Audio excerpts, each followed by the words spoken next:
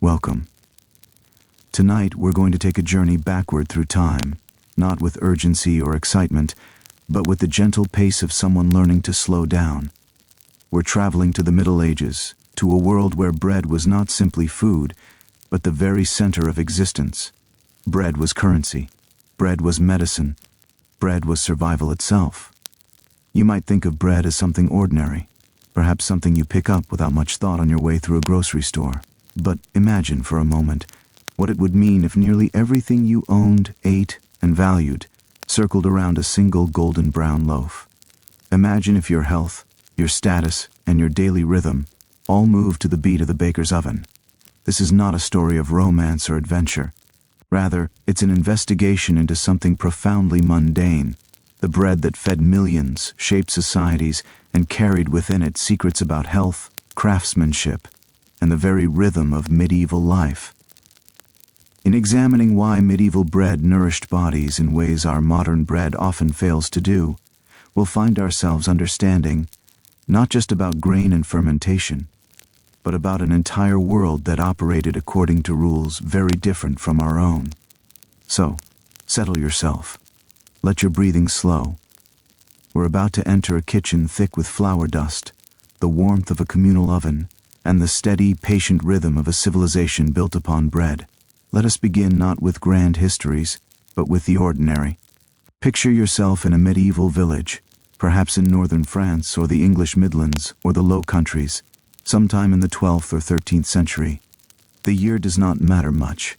What matters is that you're standing at the edge of a settlement, watching the first light touch the rooftops of thatch and tile. Before anything else happens in this village, before the blacksmith lights his forge, before the fields receive their workers, before the church bells call the faithful to prayer, the rhythm of bread has already begun. The rhythm of bread is the rhythm of this entire world. It is not metaphorical.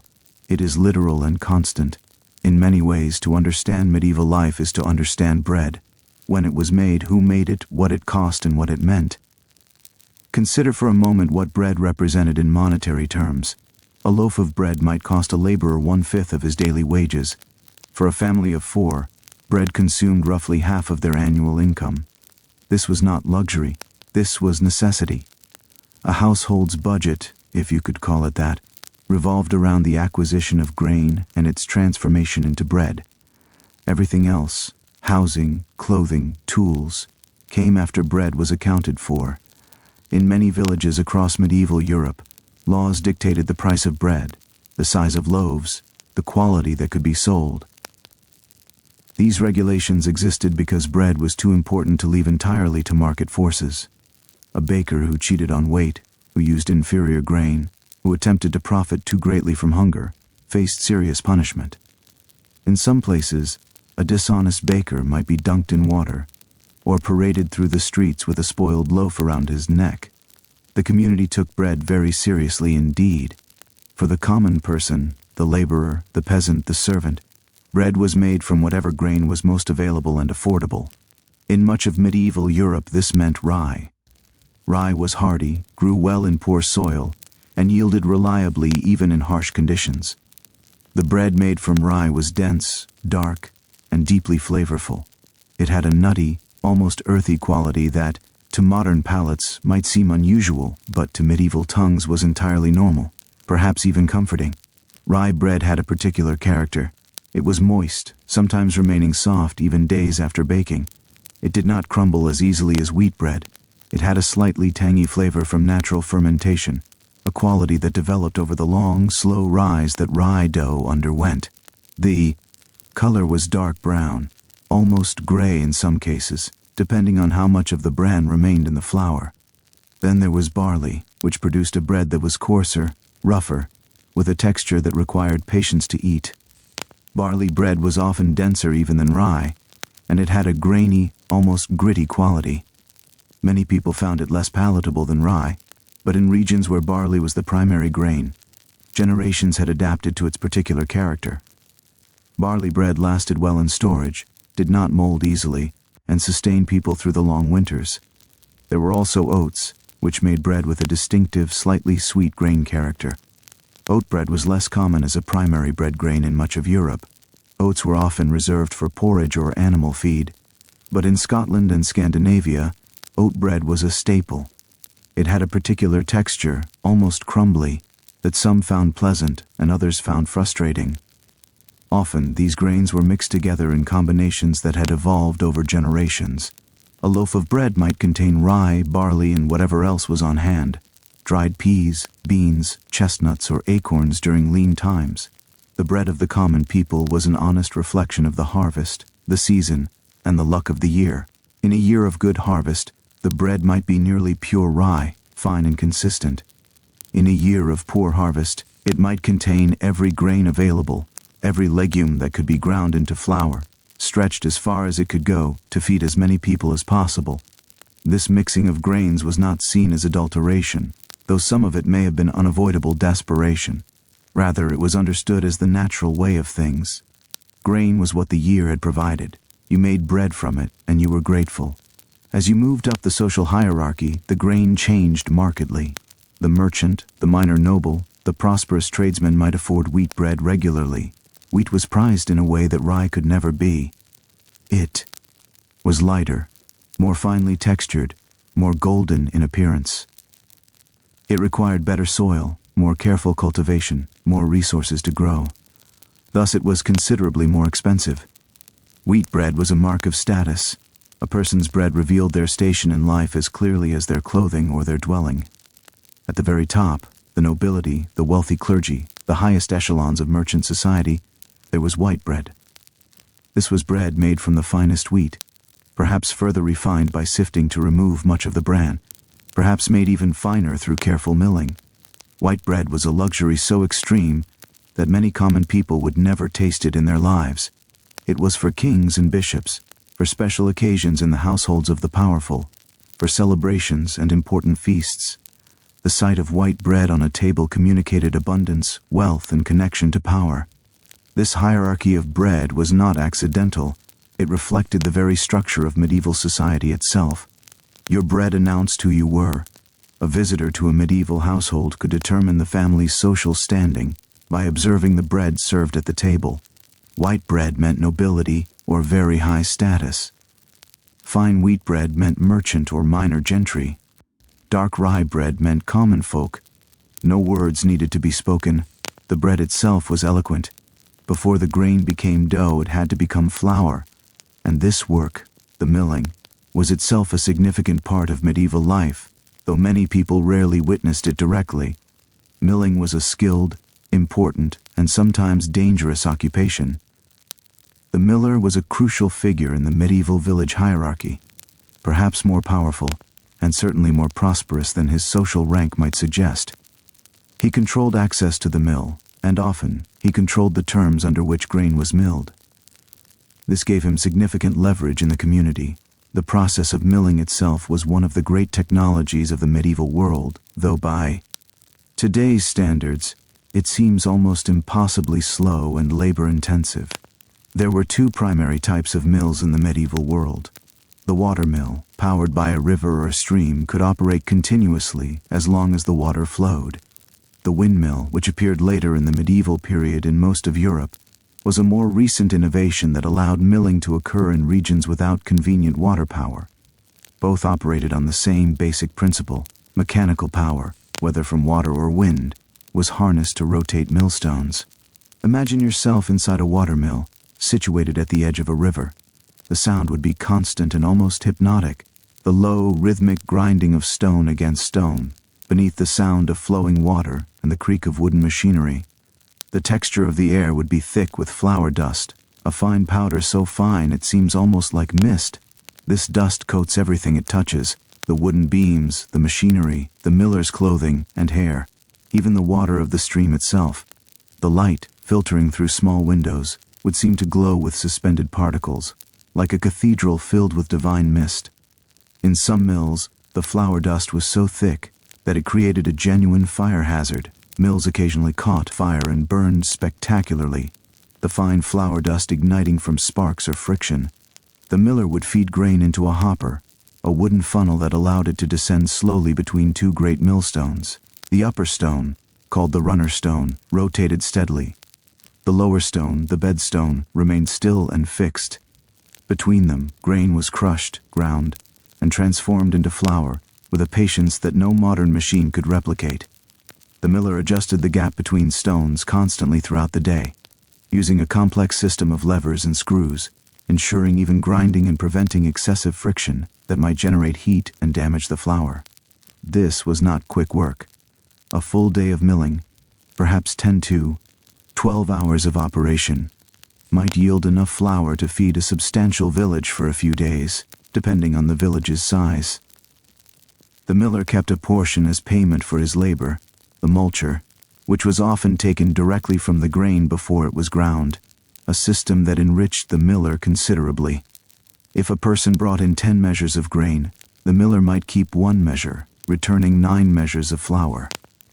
This was the bargain, understood and accepted, though not always popular.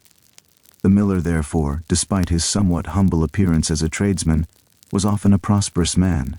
He owned or controlled valuable equipment, he had steady business, and his compensation was reliable. Millers sometimes became wealthy enough to own substantial property. Some became minor local officials. The power of the miller was so significant, and sometimes so resented, that millers appear frequently in medieval literature as figures of cunning and avarice. For the grain itself, assuming it was held in storage through the winter months, there was a particular knowledge required. This knowledge was essential to survival.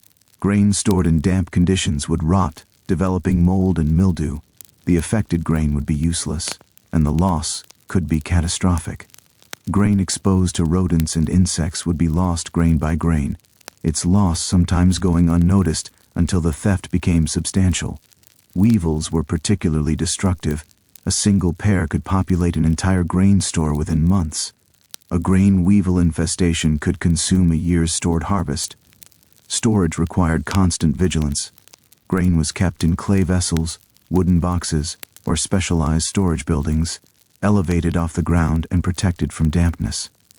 The storage areas needed to be kept as dry as possible, which required good ventilation, regular inspection, and sometimes active intervention, removing grain to dry it if moisture accumulated. A village that lost its stored grain to rot or infestation did not simply go hungry, it faced starvation. The careful storage and preservation of grain was as important as the harvest itself. Now, let us return to the evening before our day at the communal oven. In a cottage or a kitchen, someone has begun the work of turning flour into dough. For most people, this was women's work. Wives, daughters, servants, or professional women bakers who made bread for their neighbors, and were compensated with a portion of grain, a few coins, or sometimes both.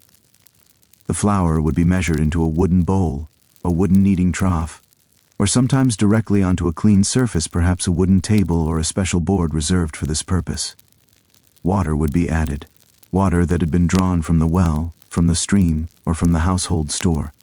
The proportion of water to flour was known intuitively by experience, rather than by precise measurement. There were no scales, no measuring cups, no recipes written down in the sense that we understand recipes today. There was only the knowledge of hands and eyes, passed from woman to woman, mother to daughter, baker to apprentice. This knowledge was sophisticated and specific. An experienced bread maker could feel the dough developing under her hands, and know precisely when it had the correct consistency. Too much water and the dough would be sticky, hard to work, resulting in a coarse, uneven crumb. Too little water and the dough would be stiff, difficult to knead, resulting in dry, harsh bread. The exact amount depended on the particular flour being used, on the humidity of the air, on the temperature of the room. Different flours absorbed water differently. Rye flour, for instance, absorbed more water than wheat flour. A baker working with both grains needed to adjust her technique accordingly. Salt would be added in most places in quantities that varied by region and tradition. Salt was valuable, sometimes very valuable, particularly in regions far from the coast, but a small amount was understood to be essential to bread. Salt enhanced flavor, making the bread more palatable. Salt also helped control fermentation, slowing it down slightly and making it more manageable. In some regions, salt was so precious that it became a measure of wealth. Coastal regions, where salt was abundant from salt marshes and salt ponds, used it more generously than inland regions, but even the poorest woman understood that bread without salt was somehow diminished, less satisfying, less complete.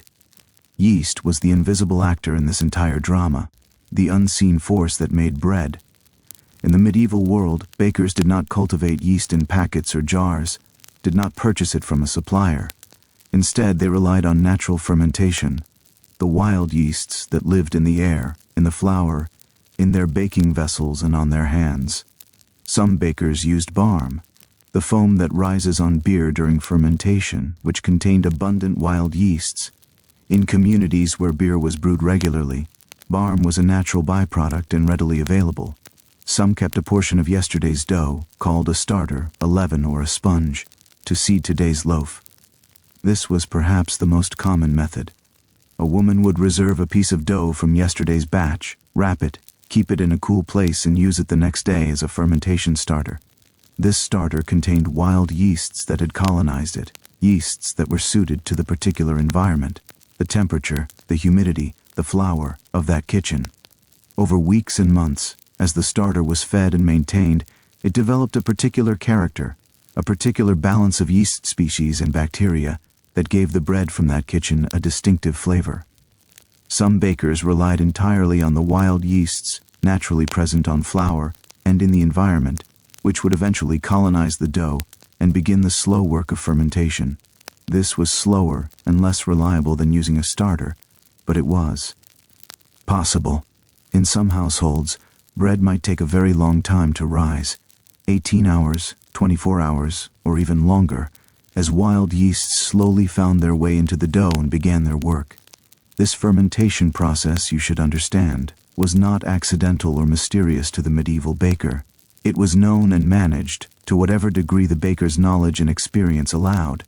The baker understood that dough, left sitting overnight, would rise. This rising was desirable. It made the bread lighter, more digestible, better flavored.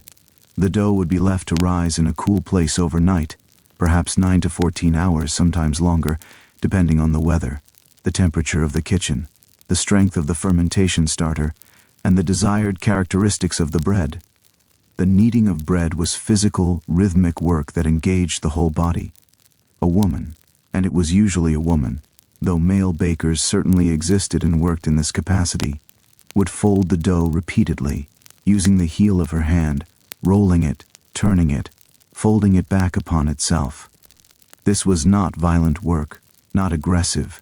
It was steady, meditative, repetitive, almost trance-inducing in its rhythm. The purpose of kneading was to develop the gluten structure of the dough, though the medieval baker would not have used that word or understood the science of gluten in the modern sense. She would not have known that gluten was a protein network, but she would have felt it, the way the dough became smoother, more elastic, more alive under her hands. She could tell when the kneading was complete by the feel of it, by the way it responded to her touch, by subtle changes in texture and resilience. This work took time. The dough was often kneaded for 20 minutes, 30 minutes, sometimes an hour or more, depending on the baker's knowledge and the desired result. In some traditions, particularly in southern Europe, the kneading was gentler and shorter. In northern traditions, particularly where rye was the primary grain, the kneading was often more vigorous and longer. The physical work of kneading was not separate from the baking process, it was central to it. The strength of a woman's arm, her patience, her sense of rhythm, her accumulated knowledge of dough, all were invested in the bread that would feed her family or her neighbors. The warmth generated by the friction of kneading was important. The dough, initially cool from the water, would gradually warm from the heat of the baker's hands and the friction of the work. As it warmed, it became more elastic, more willing to stretch. By the time kneading was complete, the dough might be noticeably warmer, perhaps 5 or 10 degrees Fahrenheit warmer than when it began. This warmth helped initiate fermentation. There is a quality to work like this that is nearly extinct in the modern world. It is work with a clear beginning and end, work that engages the whole body, work that produces something tangible and necessary. It is work that cannot be rushed, that cannot be automated, that requires presence and attention. The rhythm of the hands, meeting the resistance of the dough, creates a meditative state, almost a trance. Imagine yourself doing this work. Feel the dough respond to your touch, warming slightly from the friction of your hands, gradually transforming from a shaggy mass into something cohesive and alive. The repetitive motion, the physical exertion, the focus required, these things are calming in their own way, creating a flow state that many modern people rarely experience. Once needed, the dough was allowed to rise. This was perhaps the most mysterious and uncertain part of the process. In warmer seasons, when the kitchen was heated by a fireplace, or when the outdoor temperature was mild, the dough might rise in 4 to 6 hours. In colder weather, when the kitchen was cool and the outdoor temperature near freezing, it might take much longer, overnight, or even 2 days. The baker watched the dough, observing carefully. Had it approximately doubled in size? Did it have a certain spring to the touch, a slight bounce when poked gently with a finger? Did it smell yeasty and alive, with a subtle tanginess? The medieval baker knew these signs as a modern baker might know the digital readout of a thermometer. She could assess the progress of fermentation without instruments, using only her senses and her accumulated experience. This rising was not a period of idle waiting, exactly. It was a period of trust and observation. The dough was doing its work, carrying on its transformation. Wild yeasts, if present, were multiplying exponentially, consuming the simple sugars in the flour, producing carbon dioxide gas that inflated the dough like tiny balloons, and also producing flavor compounds, organic acids, esters, alcohols, that would make the bread complex and interesting to taste. The speed of fermentation was deeply tied to temperature. In the warmth of spring and summer, yeast worked quickly, vigorously. In the cool of autumn and winter, it worked slowly, methodically. There was no way to artificially control this temperature. Medieval bakers had no ovens to proof dough in, no temperature-controlled boxes, no thermometers. They worked with the seasons. This is important to understand. Medieval bread was not identical all year. Spring bread rose differently than winter bread. Summer bread, made with warm dough rising in a warm kitchen, had a different character than autumn bread, made with cool dough rising slowly in a cool season. The very character of the season was baked into the bread. The rising also depended profoundly on humidity. In damp coastal regions, where the air was thick with moisture, fermentation might proceed differently than in dry inland areas. High humidity could accelerate fermentation by favoring yeast growth, or it could inhibit it by slowing gas escape from the dough. The very character of the air shaped the bread. Medieval bakers, over generations, had learned the particular characteristics of their region's flour, their region's water, their region's climate, and how all these factors combined to create bread with particular characteristics. This knowledge was specific, local, and refined. During this long rise, the structure of the flour was being transformed. The gluten network was being made more extensible, more stretchable and elastic, by the action of natural enzymes and yeasts. The starches in the flour were being partially broken down by these same enzymes, making the bread more digestible when it was finally eaten. Flavor compounds were developing gradually, organic acids accumulating, creating that characteristic tangy flavor of long-fermented bread, a flavor that is nearly impossible to replicate with quick fermentation. The dough was becoming something more than the sum of its parts. The flour and water and salt and yeast were reorganizing themselves into a substance that was more flavorful, more digestible, more nutritious than they could be separately. This transformation was slow and patient and inexorable, driven by tiny living organisms working according to their nature. By early morning, or perhaps by evening if the dough had been kneaded in the afternoon, the dough had risen sufficiently. It was time to shape it and move it toward the oven. In the case of a household that had prepared its own dough, family members, or servants, or sometimes neighbors working together, would shape it into loaves. The shape depended on tradition, on the baker's preference, and on the shape of the baker's peel, the long wooden paddle that would slide the dough into the oven. Some loaves were round, called boules, with a shape that approximated a sphere. Some were oval, shaped like a log. Some were elongated. Some had a slit down the middle, both for decoration and because it allowed the bread to expand more evenly in the oven, preventing random tears and explosions of steam. Some loaves were marked with initials or symbols to identify their owner, carved or pressed into the top of the dough before it rose. In a communal baking situation where dozens of loaves, sometimes 50, sometimes 100, went into the oven at once, each family's bread needed to be distinguishable so that the proper loaves went home with the proper families. Imagine a baker's mark, perhaps the letter of the family name, pressed into the top of each loaf, or a particular shape, known to belong to a particular household, or a decorative pattern that was unique. The baker kept careful track of whose bread was whose. Returning someone else's bread would be an insult and a breach of trust. The shaped loaves would be placed in a banneton basket, a linen-lined proofing basket, specially made for this purpose, or simply left on a wooden surface to rise one more time. This second rise, called the final proof, was usually shorter than the first, perhaps 2 to 4 hours. By this time, the loaves were approaching readiness. They had developed a thin, skin-like crust from exposure to air. They smelled yeasty and alive, with a complex aroma that revealed the fermentation that had occurred. Some said that a baker could tell the readiness of dough by smelling it. A particularly yeasty, complex smell meant it was nearly ready. The question of timing was always present. The bread needed to be ready, but not too ready. Overproofed dough that had risen too long, would lose its structure, becoming sticky and difficult to handle. The loaves would spread out in the oven rather than rising up, producing a flat, dense bread. Underproofed dough wouldn't rise as much in the oven, producing a dense, heavy loaf. The baker had a window of time, perhaps just an hour or two, when the dough was at the peak of readiness. Missing that window meant inferior bread. And then came the walk to the communal oven, with loaves carried carefully, perhaps at the very peak of their readiness, perhaps slightly past it. The walk itself might be 20 minutes or more, depending on the size of the village. During this walk, the dough continued its transformation. Fermentation did not pause simply because the loaves were being transported. The bread was living, even in motion. You cannot always control the timing perfectly. Life was not precise in this way. Sometimes a woman would arrive at the oven early, setting her loaves on a flat surface outside the bakehouse to wait. Sometimes she would arrive late, finding the oven already filled with other people's bread. Sometimes another baker would have priority because of tradition or because she paid a higher fee.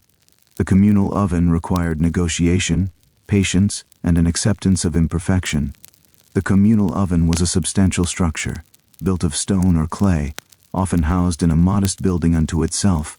It was one of the most important communal resources in the village, sometimes second only to the church in terms of its significance to daily life. The oven was often owned by the lord of the manor, who had the legal right to require that all bread in his village be baked in his oven. This gave him a source of revenue. People paid a fee either in money or in bread for the use of the oven. This is how the Lord profited from bread without growing grain or doing the baking himself. The oven was heated by burning wood or straw inside, a process that might take an hour or more to fully heat the interior, once the interior walls had reached the proper temperature. And the baker judged this by experience, by feeling the radiating heat, by observing the color of the interior. The actual baking could begin. The coals would be swept out using a long, specialized tool, a metal or wooden rake designed for this purpose. This was hot, uncomfortable work. The heat radiating from the oven was intense, often enough to burn exposed skin. The baker or their assistant who performed this task had to work quickly and carefully. Once the coals were cleared, the proper loaves would begin sliding in, one by one or several at a time, depending on the oven's capacity. A typical communal oven might hold 20 to 40 loaves, depending on their size. The oven had a flat stone floor, sometimes with a slight slope to allow air circulation. As loaves went in, later arrivals would set their loaves aside, waiting for space. The baking process itself was a matter of observation and experience. There was no timer, no thermometer, no way to know the precise temperature. The baker watched. The loaves were turning golden brown. They were nearly done. They still seemed pale. They needed more time. The baker might listen to the subtle crackling sounds coming from inside the oven, sounds that indicated moisture leaving the bread as the crust formed. A very experienced baker could tell by looking, by some ineffable sense of readiness that came from years or decades of practice. When the bread was done, there was an element of chance in this. Sometimes a loaf burned, its surface blackened, the bread inside underbaked. Sometimes a loaf came out underbaked, the interior still gummy, the crust not yet set. But more often than not, the baker's intuition was correct. A baker who had worked with her village oven for decades had internalized its quirks, its hot spots, the way it cooled as it cooled after heating. She knew where to place loaves for even browning, how long to leave them in, when to rotate them. The heat of a medieval communal oven was extraordinary by modern standards. The temperature inside might be 500 degrees Fahrenheit or higher. The bread itself, emerging from the oven, was nearly too hot to touch. It would cool on shelves, on wooden trays, on the ground, gradually firming up as the internal heat dispersed and the crust hardened. The cooling process took time, an hour or more for a large loaf. During this time, the bread was still baking in a sense, as the heat moved from the exterior to the interior, finishing the cooking of the crumb. As the bread cooled, the aromas filled the air around the bakehouse. The smell of fresh baked bread is almost universally recognized as pleasant, and in the medieval village, this smell was as much a part of baking day as the sight of golden loaves. These aromas were complex: the yeasty smell of fermentation, the toasty smell of the baking crust, the subtle sweetness of the grain itself, now transformed by heat. Once cooled, the loaves were ready to be taken home or consumed. A loaf of bread might be still warm, the warmth was prized, particularly in winter, or it might be cool. Bread that had cooled completely was easier to slice, produced a cleaner cut, but many people preferred the bread while it was still warm, when the crumb was soft and the flavors were at their most vibrant. Let us now narrow our focus from the broad landscape of medieval bread making and concentrate on a specific life, a specific person, to better understand how one individual moved through this bread-centered world. His name, as far as historical records allow us to know, was Thomas. He lived in York, a prosperous city in northern England, in the early 14th century. We cannot know every detail of his life. Medieval records were sparse, and most common people's lives went entirely unrecorded. But we can reconstruct a reasonable portrait based on the guild records that have survived, the legal documents and the patterns of life that were common to bakers of his era. Thomas was born sometime in the 1270s, the son of a baker. This is important. Baking was not a profession one simply entered. It was typically learned as a child, through apprenticeship within your own family, or through formal apprenticeship to another master baker. Thomas would have been perhaps 5 or 6 years old when he first began to understand the work. He would have watched his father mix dough, would have stood on a stool beside the kneading trough, would have helped, in small ways, with the shaping of loaves. By the time he was 10 or 12, Thomas would have been doing real work in the bakehouse. He would have been responsible for maintaining the fire that heated the communal oven, a dangerous task, given the intensity of the heat and the risk of burns. He would have learned to judge the temperature of the oven by experience, to anticipate when it would be ready, to manage the firing of the oven according to the demands of the day. By his late teens or early 20s, Thomas had likely completed a formal apprenticeship and was recognized as a journeyman baker, skilled enough to work independently, but not yet established as a master baker with his own business. It was around this time, in the 1290s, that we first find Thomas's name in the York Guild records. The Bakers' Guild of York, like most city guilds, kept careful records of who was licensed to practice the trade. Thomas paid his guild fee and was licensed as a baker in the city of York. York was an important city, a prosperous market center in northern England, with a population perhaps in the range of 10 to 15,000 people. This was a much larger population than a typical village, which meant that the demand for bread was substantial and constant. But it also meant that bakers faced competition. In York, there were dozens of bakers, perhaps more than 50, all competing for business. To succeed, a baker needed not just skill, but also reputation, connections, and an understanding of the market. Thomas's early years as a licensed baker were probably difficult. He would have been competing with established bakers who had loyal customers and goodwill built over decades. He might have rented oven space from another baker, or he might have worked for a master baker for wages. It was common for young bakers to follow this path for years, working, saving, learning the business side of the trade, until they had accumulated enough capital and reputation to establish their own operation. Somewhere in the 1290s or early 1300s, Thomas appears to have made the transition from journeyman to master baker. This likely involved some combination of luck, careful savings, and a fortunate marriage. In medieval society, marrying the daughter of an established baker, or the widow of a deceased baker, was a common path to acquiring property and an established business. If Thomas married well, that is, to a woman with connections in the baking trade, or with property or capital, this would have accelerated his rise. By the early 1300s, Thomas appears in the records as a property owner and a member of the Bakers' Guild leadership. He was successful enough to own or control an oven, to employ apprentices and journeymen, to have a reputation in the city. In the guild records from 1303 and 1305, we find him mentioned as a witness to various business transactions, suggesting he was a man of some standing in the community. Thomas's daily work and responsibilities. By this point in his life, Thomas's work had changed dramatically from his days as a journeyman.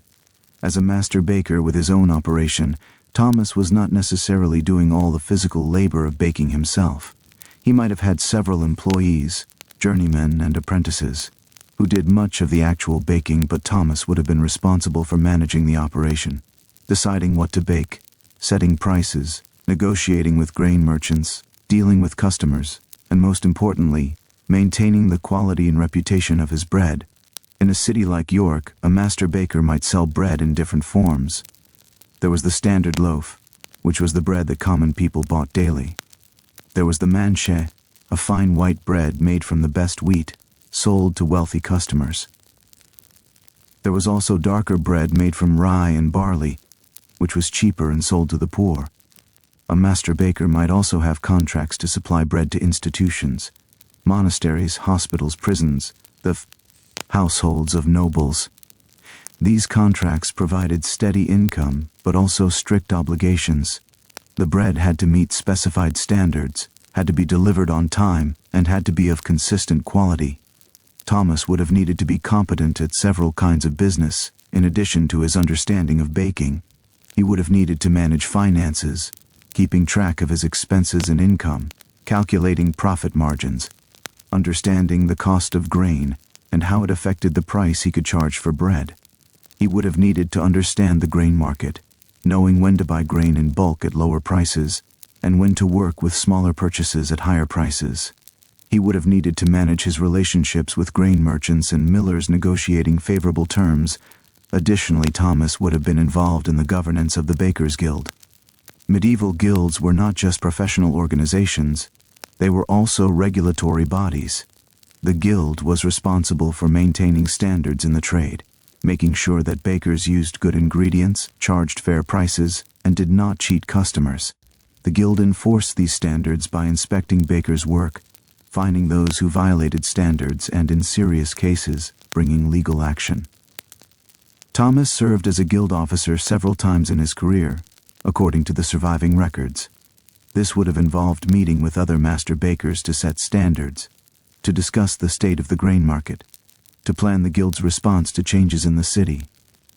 It also meant that Thomas would have had to enforce the rules against his fellow bakers, sometimes reporting violations, sometimes testifying against bakers accused of using poor grain or cheating on weights. The year of hunger, the Great Famine of 1315. Now we come to the most significant event of Thomas's recorded life, and indeed one of the most dramatic events in the history of medieval Europe. In the year 1315, disaster struck.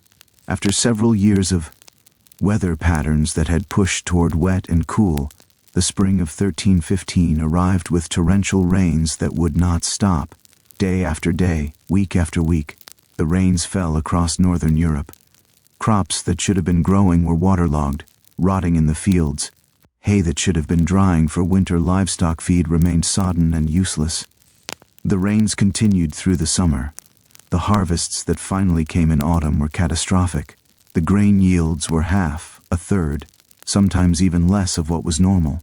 In many regions, the harvest was essentially a failure.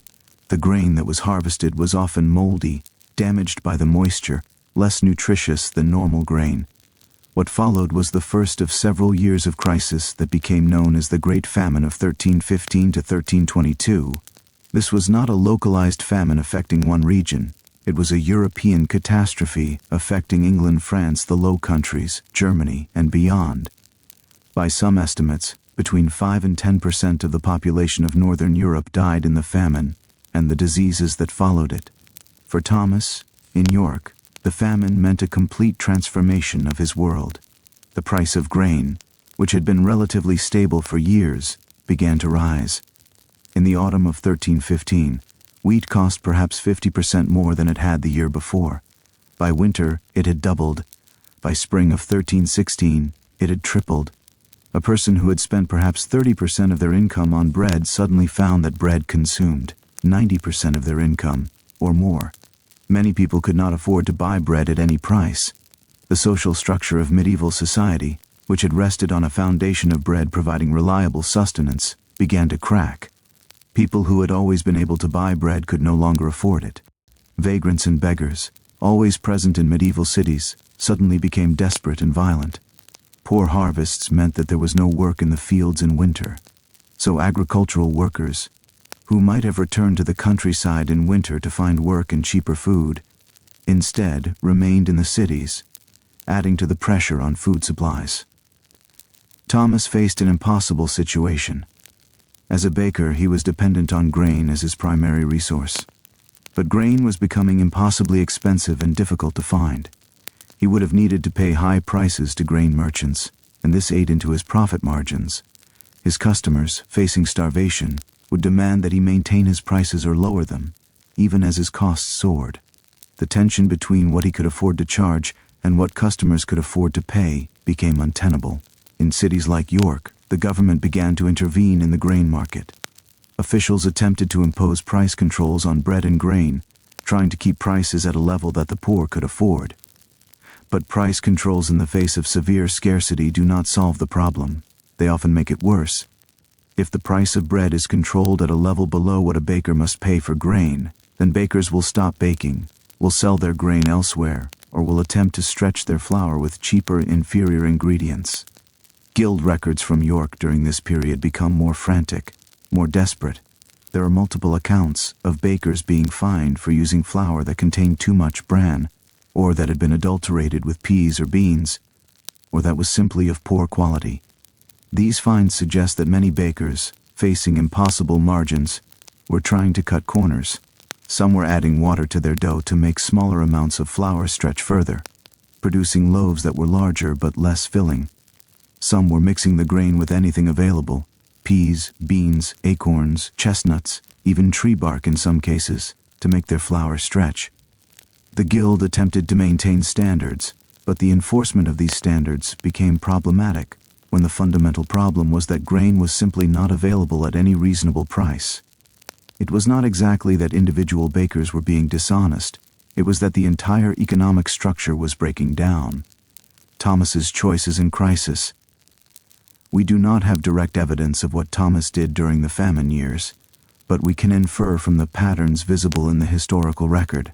Some bakers, facing impossible circumstances, simply abandoned the profession.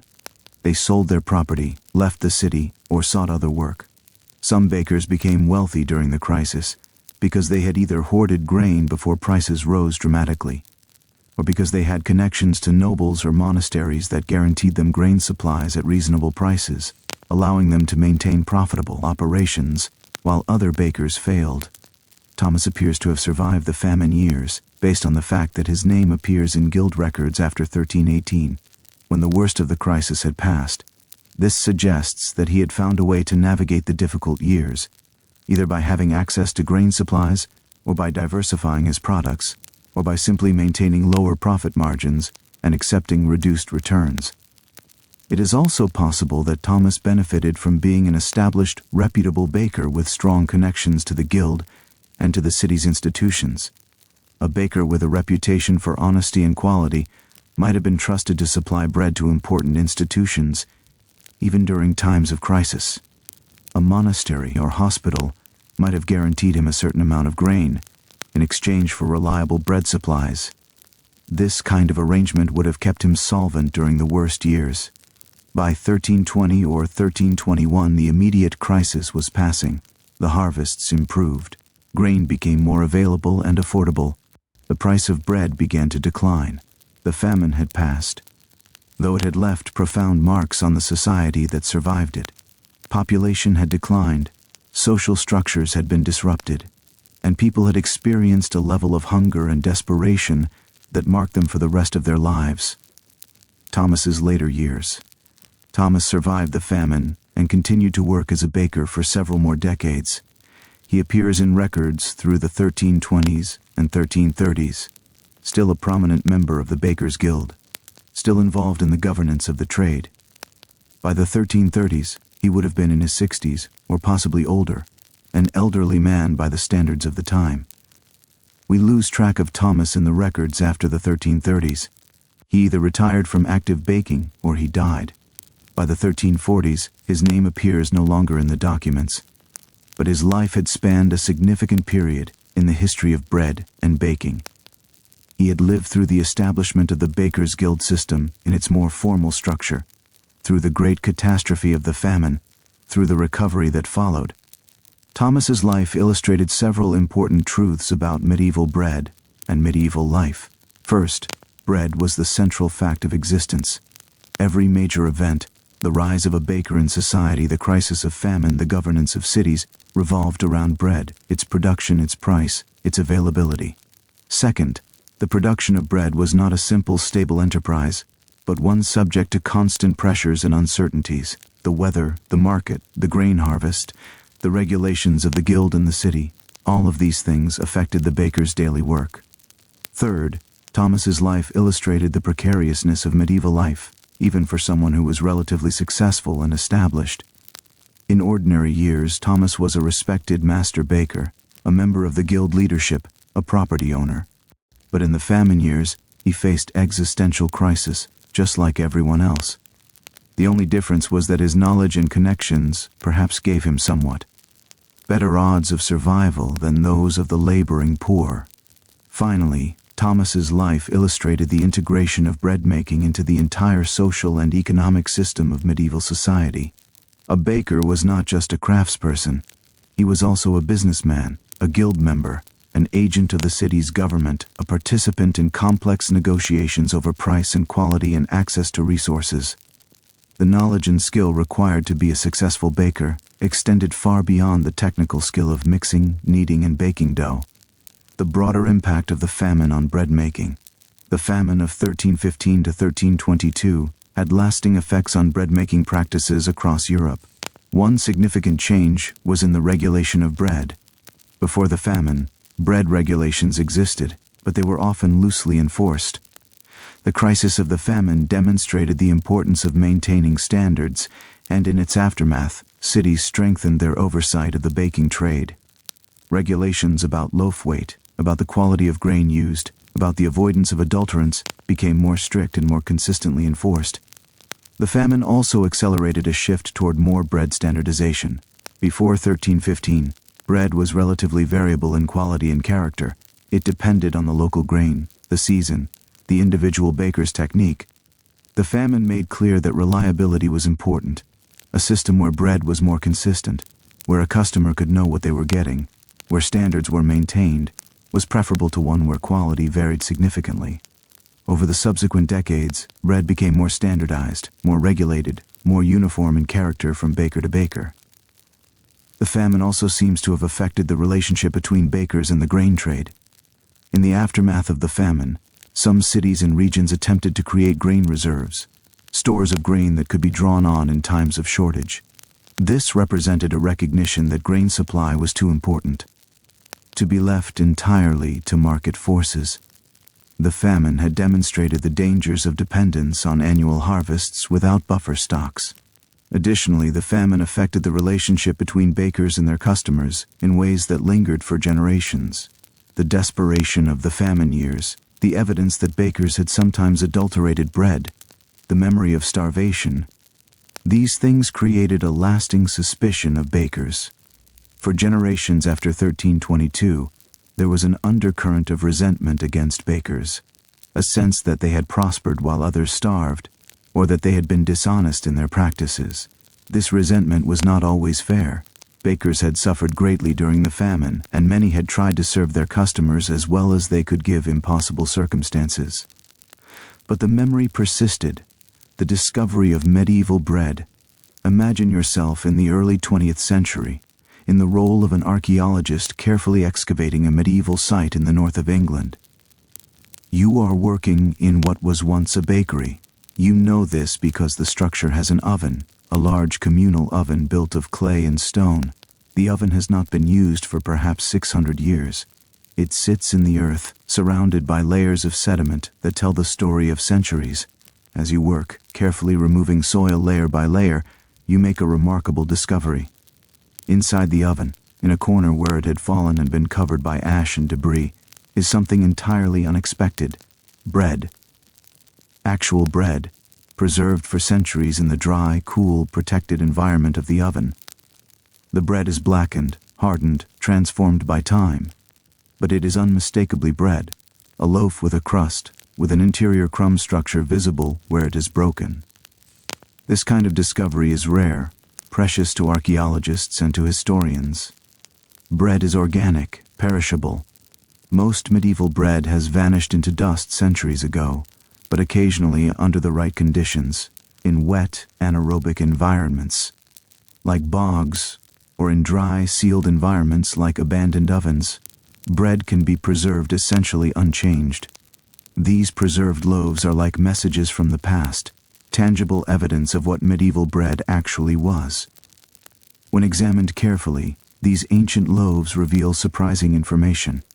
The crumb structure, the internal holes and textures visible in cross-section, tells us about fermentation, about how long the dough rose, about the skill of the baker.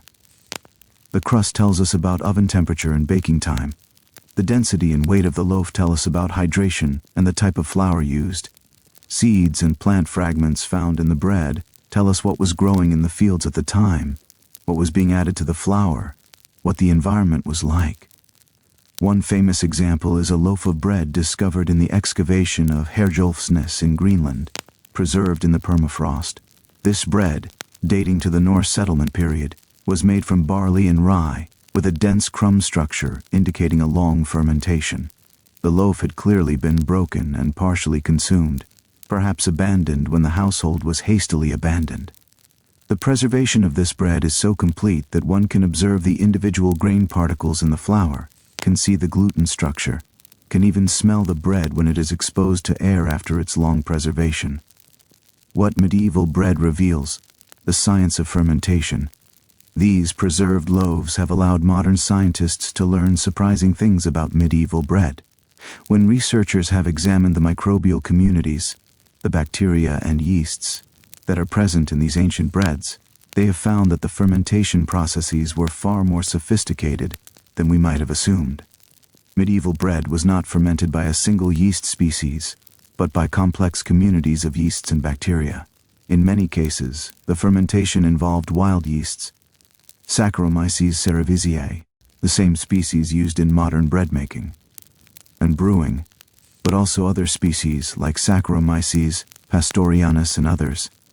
But it also involved lactic acid bacteria, particularly species in the genus Lactobacillus.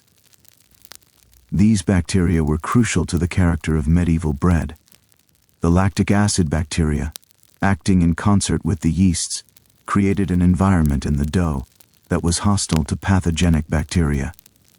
The bacteria produced lactic acid and acetic acid, making the dough acidic. This acidity had multiple effects. It inhibited the growth of harmful bacteria. It made the gluten more extensible and easier to work with. It also created flavor compounds that gave the bread its characteristic tangy taste. Modern bakers, trying to recreate medieval bread, have discovered something remarkable: the flavor of traditionally fermented bread, the kind of bread that medieval bakers made, is difficult to replicate with modern quick-rise methods.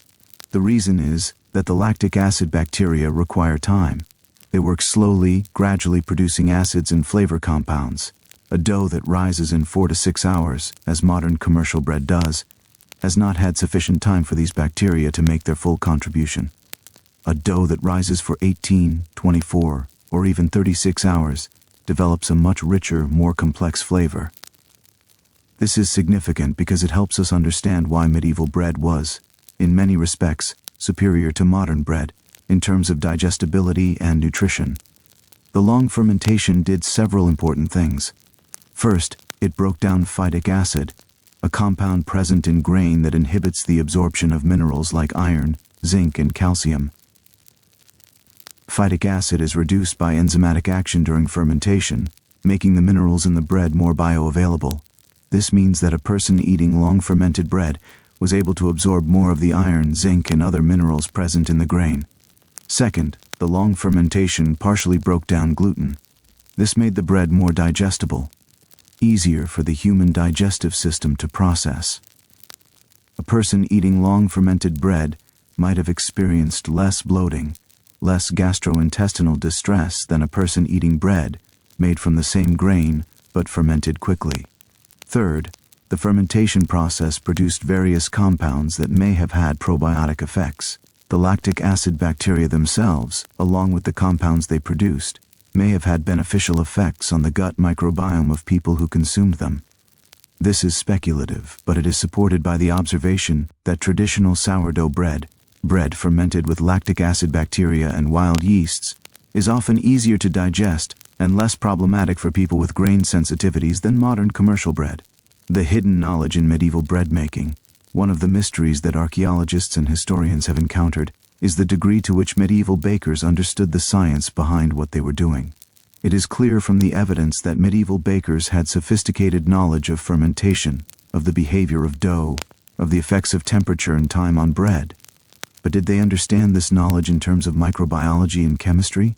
Or was it purely empirical knowledge, understanding based on experience without understanding the underlying mechanisms? The answer, almost certainly, is that it was empirical knowledge. Medieval bakers did not know about yeasts and bacteria. They did not know about gluten or phytic acid. But they knew, through long experience, that certain things happened. They knew that dough left sitting overnight would rise. They knew that using a piece of yesterday's dough to start today's dough worked well. They knew that rye fermented differently than wheat. They knew that the time of year affected how quickly dough fermented. They knew that salt affected fermentation. They knew all these things experientially, without understanding the underlying science. This kind of knowledge is sometimes called tacit knowledge or embodied knowledge. It is knowledge that is transmitted through practice and example, rather than through explicit instruction or written explanation. A baker learned by watching, by doing, by having her hands guided by a more experienced baker, by making mistakes and learning from them. This kind of knowledge was deep and sophisticated, even if it was not articulated in scientific terms. Interestingly, some of this knowledge was encoded in the language and traditions of baking. The terms used to describe dough at various stages of fermentation, words like sponge, mother, culture, these terms suggest a sense that the dough was alive, that it had a character and personality. The practice of keeping a starter, feeding it, maintaining it, treating it almost as a living being. This suggests that bakers understood, at some level, that something alive was happening in the dough. There is also evidence that medieval bakers understood certain basic principles of fermentation without using scientific language. For instance, recipes and instructions from medieval sources often mention the importance of keeping the dough at the right temperature, not too cold and not too hot. This understanding of temperature, even without knowing about enzyme kinetics or microbial metabolism, is evidence of sophisticated knowledge about fermentation. The puzzle of medieval grain quality. Another mystery that medieval bread reveals is the apparent paradox of grain quality. Medieval grain yields were lower than modern grain yields. A medieval farmer might harvest 3 or 4 bushels of grain for every bushel planted, whereas modern farmers regularly achieve 10 bushels or more per bushel planted. This suggests that medieval grain was less productive, less efficient. However, medieval grain was often of higher protein content than modern grain. This may seem counterintuitive, How could less productive grain be higher in protein? The answer lies in the breeding and cultivation practices that have changed over the centuries. Modern grain breeding has focused on yield, producing as much grain as possible per acre. This has sometimes come at the expense of protein content or nutritional density. Medieval grain, selected not through deliberate breeding programs, but through the natural process of saving seeds from the best producing plants, developed in different directions. Additionally, medieval grain was often grown without the intensive fertilization that modern grain receives.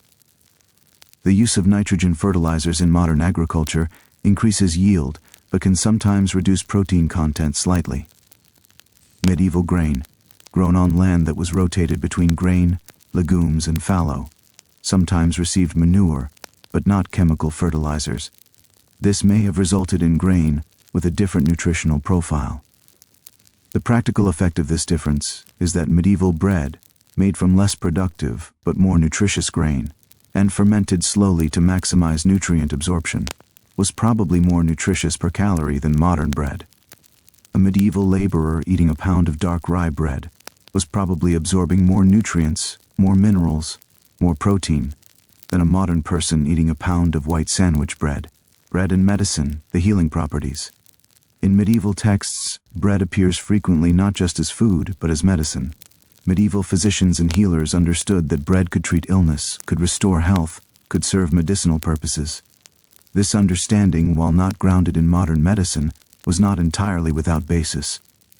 Certain types of bread were prescribed for specific conditions. Dark rye bread was often recommended for constipation. The fiber in rye, combined with the beneficial bacteria from fermentation, could indeed have had a laxative effect.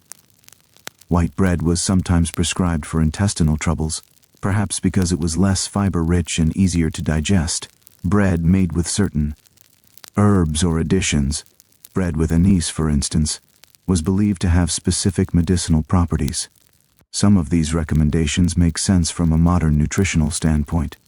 The fiber in dark bread would indeed help with constipation. The minerals available in properly fermented bread would indeed help with various nutritional deficiencies. But some of the medieval medical reasoning was more complex and less easily explicable in modern terms. For instance, medieval physicians believed in the concept of balance, balancing hot and cold, wet and dry. Different breads were classified according to these qualities. Rye bread was considered warming, heating to the body. Barley bread was considered cooling. A physician treating a patient would choose bread based on this analysis of balance. While this framework is not how modern medicine understands nutrition, the practical effect of the recommendations, eating different kinds of bread for different conditions, may have had some beneficial effects. Bread in ritual and spiritual practice. Beyond its practical role as sustenance and its use in medicine, bread held profound spiritual significance in medieval society. The most obvious expression of this was in the Christian Eucharist, where bread was transformed, at least theologically, into the body of Christ. The theology of transubstantiation held that when a priest spoke the proper words over bread and wine, they were transformed into the actual flesh and blood of Christ, even though they retained the appearance of bread and wine. This theology had profound implications for the practice of baking and for the status of bread in medieval society. The bread used in the Eucharist had to be made from the best grain, prepared with ritual purity, baked by authorized bakers. In many places, only bakers licensed by the church were permitted to make Eucharistic bread. The bread for the Eucharist was often distinct from everyday bread, prepared according to strict regulations, often without salt, the theory being that salt as a preservative was too worldly, too connected to commerce and preservation, to be appropriate for the body of Christ. The elevation of the consecrated bread during the Mass, the moment when the priest held the bread aloft, was the most sacred moment of Christian worship in the medieval period. Many medieval people attended Mass specifically to see this moment, to witness the miracle of transubstantiation. The bread, in this moment, was the center of Christian faith and devotion. But bread had spiritual significance beyond the Eucharist as well. Bread was blessed before meals, was treated with respect, was not to be wasted or disrespected. Throwing bread away or stepping on bread or leaving bread unconsumed, was considered sinful. This reverence for bread extended throughout medieval society, from the highest nobles to the poorest peasants. Everyone understood that bread was sacred, not in a strict theological sense, but in the sense that it was fundamental to life and should be treated with reverence. The mystery of the missing gluten sensitivity, one of the most intriguing mysteries in the history of bread, is the apparent rarity of celiac disease and gluten sensitivity in medieval times. Modern celiac disease affects approximately 1% of the population in many Western countries, and non-celiac gluten sensitivity may affect an additional 5 to 10%. Yet medieval medical texts make very little mention of gluten sensitivity, or any condition that sounds like celiac disease. There are several possible explanations for this mystery. One possibility is that celiac disease was present but went undiagnosed, masked by other medical conditions, or simply accepted as a form of chronic illness.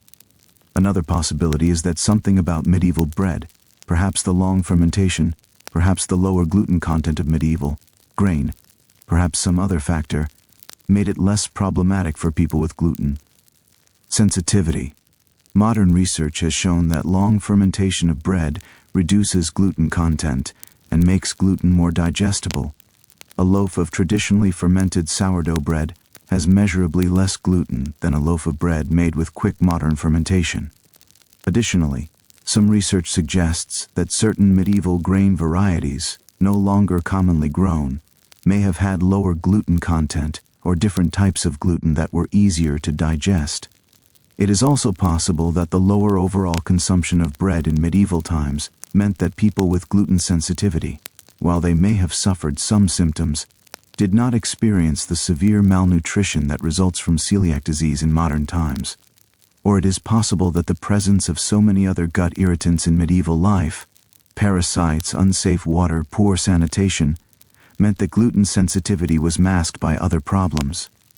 Whatever the explanation, the mystery of the missing gluten sensitivity in medieval times is intriguing. It suggests that something about the way medieval bread was made, or the way medieval people consumed it, or the broader context of medieval life, protected many people from problems that are common in modern times. Bread and archaeology. What we learn from the physical evidence. As archaeologists have excavated medieval sites and examined the evidence of bread making, they have been able to reconstruct many details of how bread was made and what role it played in daily life. The physical evidence is often subtle but revealing. For instance, when archaeologists examine the wear patterns on millstones, they can determine what grain was being ground. Rye causes different wear patterns than wheat, barley than oats. By examining the wear, archaeologists can determine what grains were dominant in a particular region at a particular time. When they examine the structure of ovens, archaeologists can determine the size of loaves being baked, the temperature likely achieved, the frequency of baking. Some communal ovens, based on their size and structure, clearly served smaller populations and were used less frequently. Others, more substantial in construction, clearly served larger populations and were in constant use. When they examine the soils around medieval settlements, archaeologists can find seeds and chaff, the lightweight material left over from threshing grain. By analyzing these remains, they can determine what grains were being grown, how they were processed, what the byproducts were used for. Chaff could be used as animal feed, as kindling for fires, as mulch for fields. The careful use of every part of the grain plant is evident in the archaeological record. When they examine the remains of medieval households, archaeologists find kneading troughs, baker's peels, sieves, and other equipment used in bread preparation. The distribution of these tools, their wear patterns, their sophistication, all tell stories about bread-making practices. In some households, there is evidence of regular, large-scale bread production.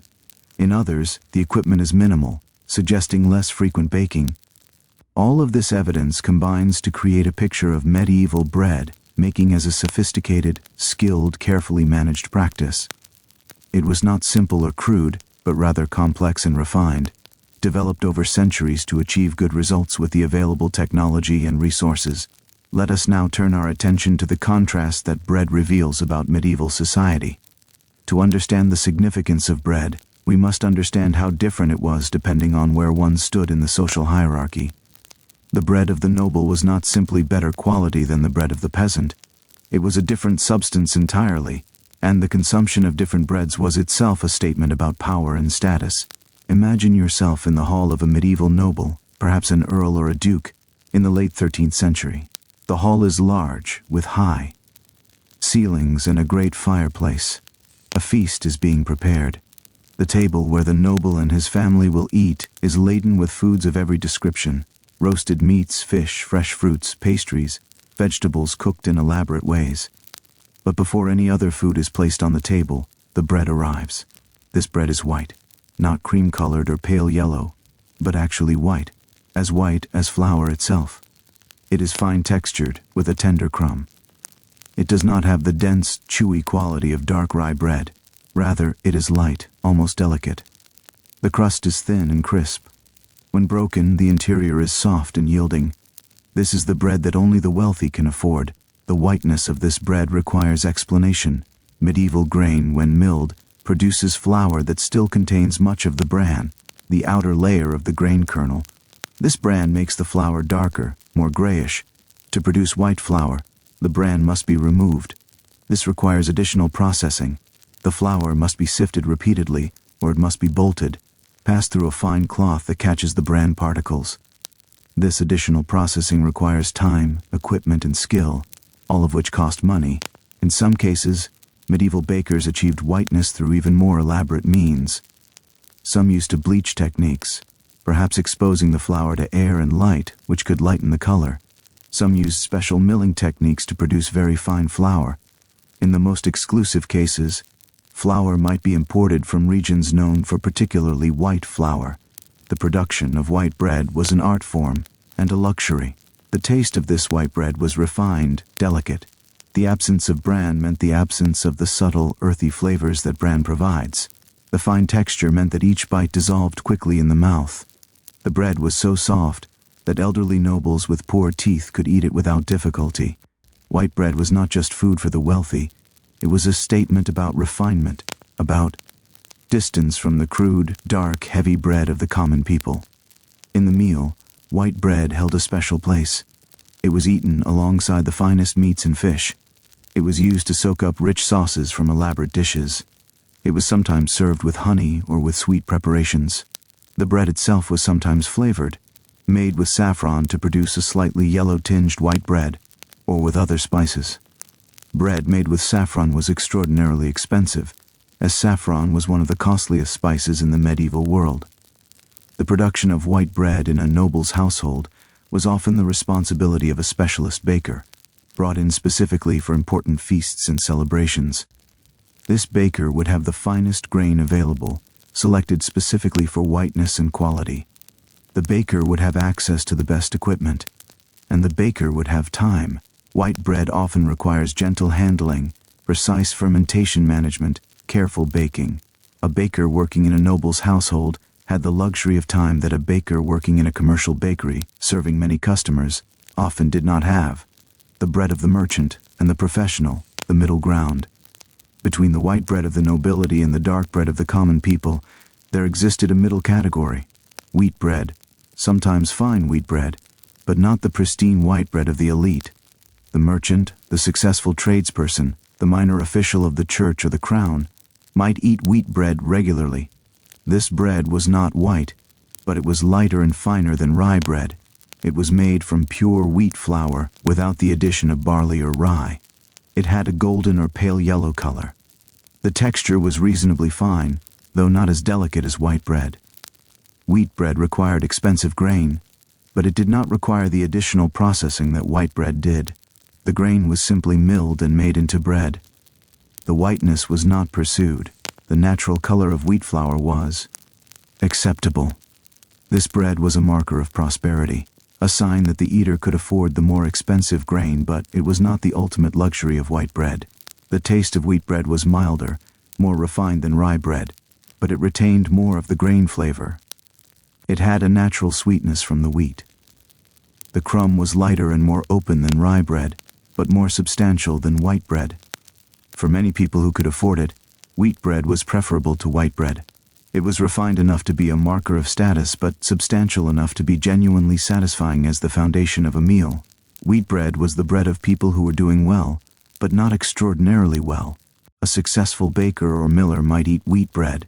A prosperous farmer with good land might eat wheat bread. The wife of a successful craftsman, a goldsmith or a mason, might have wheat bread regularly at her table. These people were comfortable by medieval standards. They were not wealthy in the way that nobles were wealthy, but they were well above the basic subsistence level. Wheat bread also had a particular significance for the church. Priests and monks, members of the clergy, often ate wheat bread. The church encouraged its members to eat better than the common people, partly as a reflection of the church's wealth and power, partly as a recognition that the work of the clergy required good nutrition. A monastery might have its own mill and bakery, producing wheat bread for the monks and priests who lived and worked there.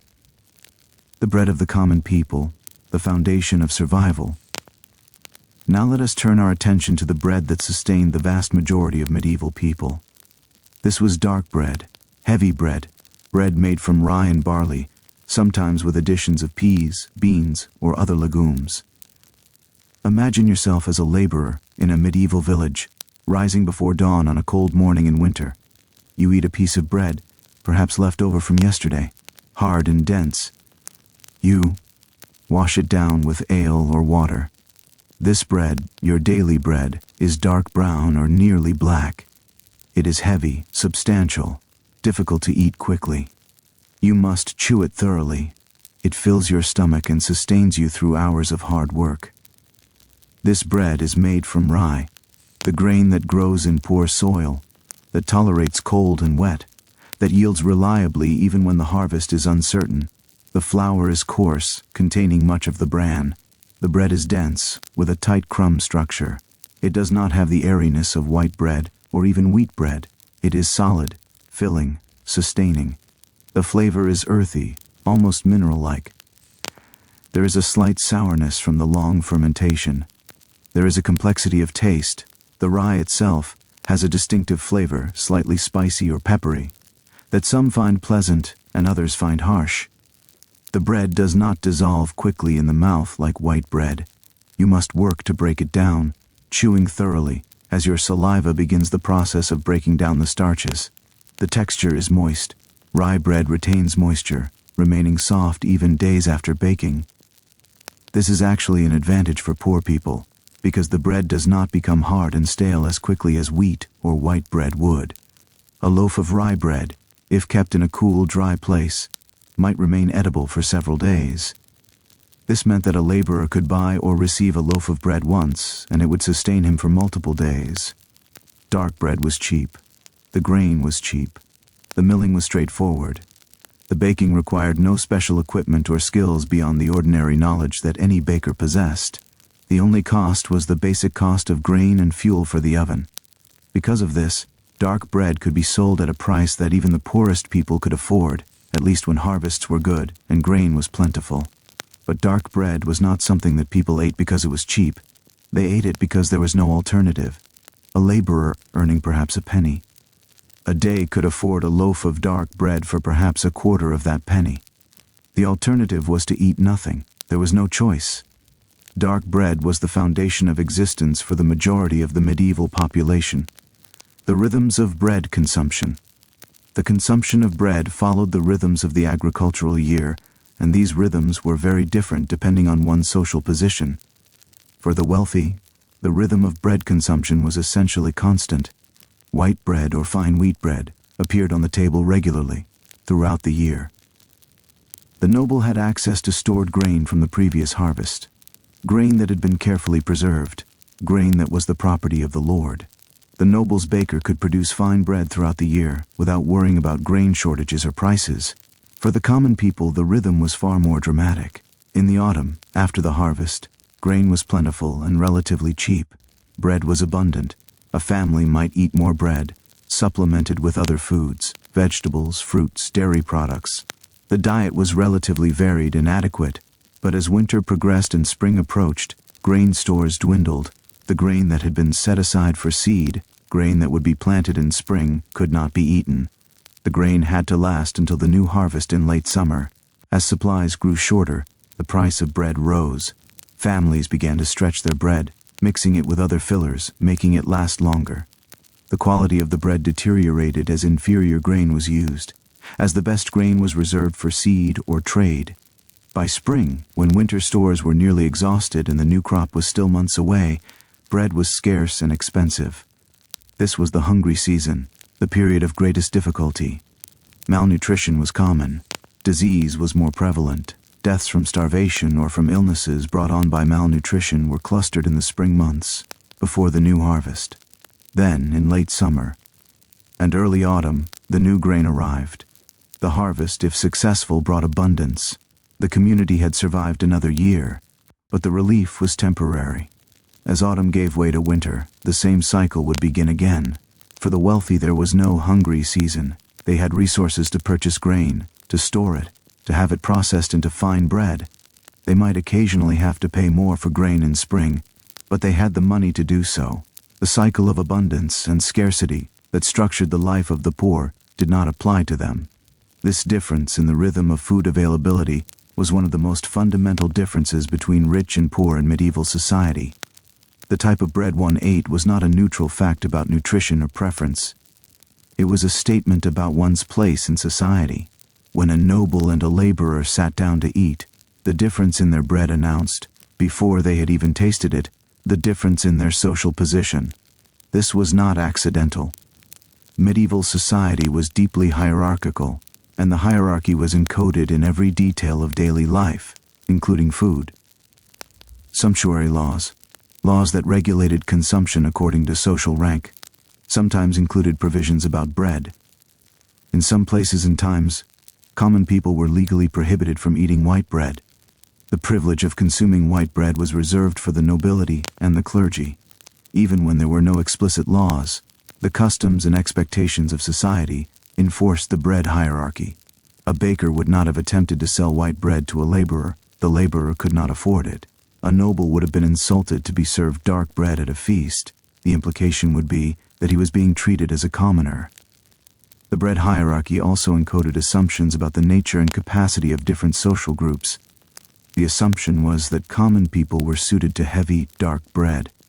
They had strong teeth and powerful digestive systems. They were accustomed to work and could tolerate coarse food. The nobility, by contrast, were suited to refined white bread. They had delicate constitutions.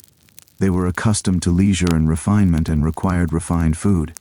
Of course, these assumptions were not based on fact. A laborer's digestive system was not inherently more suited to dark bread than a nobleman, but the assumptions reflected the ideology of the time, the belief that different kinds of people naturally belonged in different social positions, and that these positions were reflected in and reinforced by different kinds of food. The production of bread reveals important information about gender roles and gender divisions in medieval society. Bread making, as we have established, was primarily women's work. In the household, women mixed the dough, kneaded it, shaped the loaves. In the professional baking world, men dominated, but even professional male bakers often relied on women's labor. Wives, daughters, servants, who did much of the work in the background. This division of labor reflected broader medieval assumptions about gender. Women's work was associated with the household, with the physical labor of transforming raw ingredients into finished products, with tasks that were repetitive and necessary but not glamorous or prestigious. Men's work, particularly professional baking, was associated with public status, with the guild, with the regulation and commerce of the trade. However, it would be misleading to suggest that women's role in bread making was simply subordinate or without power. The woman who knew how to make good bread held significant power in the household. She was responsible for the nutrition of her family. Her skill determined the quality of the family's most important food. If her bread was good, the family was well nourished. If her bread was poor, the family suffered. Additionally, there is evidence that some women worked as professional bakers, either as widows who inherited their husbands' businesses, or as single women who learned the trade. Guild records occasionally mention female bakers or bakers' wives. Women sometimes paid guild fees and appeared in official records as licensed bakers. Though men dominated the professional baking trade, women were not entirely absent. The knowledge that women possessed about bread making was valued, even if it was not always formally recognized. A woman's reputation for good bread making could be significant in her community. A woman known for her skill at baking might be called upon to bake for special occasions, for feasts, for communal events. She might be compensated with grain or money for this work. In this way, women's bread-making knowledge had economic value, even if it was not always formally measured or recorded. The communal oven, as we have discussed, was a crucial piece of infrastructure in the medieval village, but its significance went beyond the practical fact that it provided heat for baking. The communal oven was a place where the community came together. It was a social space, a meeting place. When women arrived at the oven with their shaped loaves, they encountered other women from the village. They had opportunities to exchange news, to discuss the concerns of the day, to maintain the social bonds that held the community together. The waiting time at the oven could be spent in conversation, in watching the baking, in simply being present in a shared space. The communal oven was also an equalizing space in a sense. A noblewoman, if she had loaves to bake, might use the communal oven just as a laborer's wife did. The oven did not distinguish between social ranks. All loaves went into the same heat. All were subject to the same transformation. Of course, this equality was limited. A noble might own or have priority access to the oven. A wealthy person might pay a higher fee for priority use.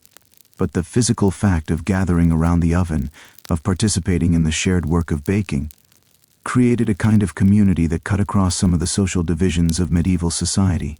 The communal oven also played a role in the regulation of the community. The village would know whose bread was baking at any given time. If someone attempted to bake outside of the proper schedule, it would be noticed. If someone attempted to use the oven without paying the required fee, this would be discovered. The oven was a point of social control, where the village's rules and expectations could be enforced. The bread hierarchy, which seemed so natural and inevitable in times of plenty, became a source of desperate tension in times of scarcity. When grain was short and bread was expensive, the assumption that different social groups were suited to different kinds of bread became a matter of survival and death. When the famine of 1315 struck, those with wealth and access to resources could still, to some degree, purchase bread or grain. The nobility, with stored grain and the ability to purchase at any price, could maintain their consumption. The church, with extensive lands and stored grain, could feed its clergy and its poor. But the common people, who depended on daily wages to purchase daily bread, found themselves unable to afford bread at any price. In this context, the bread hierarchy took on a different meaning.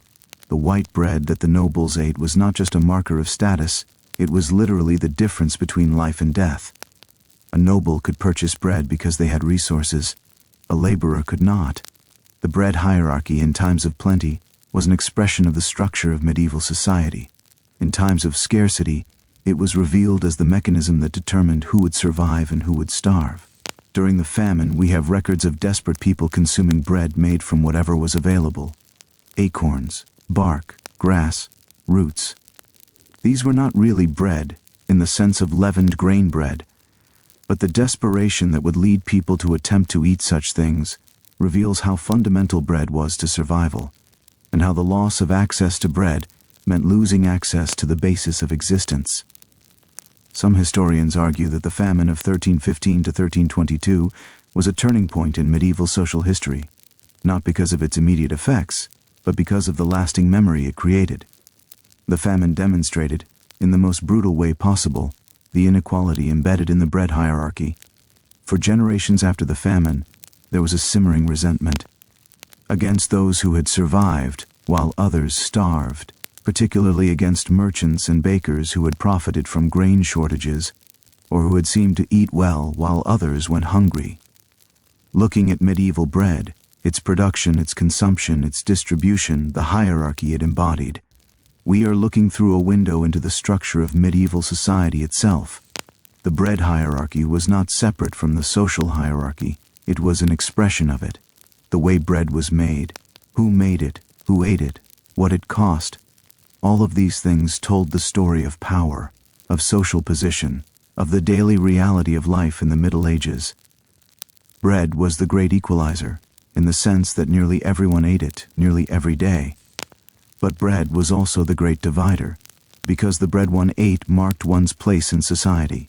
The white bread of the noble and the dark bread of the laborer were not simply different foods, they were symbols of fundamentally different positions in the medieval world, different access to resources, different expectations for life and health and dignity. To understand medieval bread is to understand medieval society. The two were inseparable. The history of bread is the history of daily life, of gender and labor, of power and status, of survival and civilization. It is a history written not in grand narratives of kings and wars, but in the quiet, profound, everyday experience of hunger and satisfaction, of work and rest, of the fundamental human need for sustenance. The beginning of change, industrial revolution, and the rise of the mill.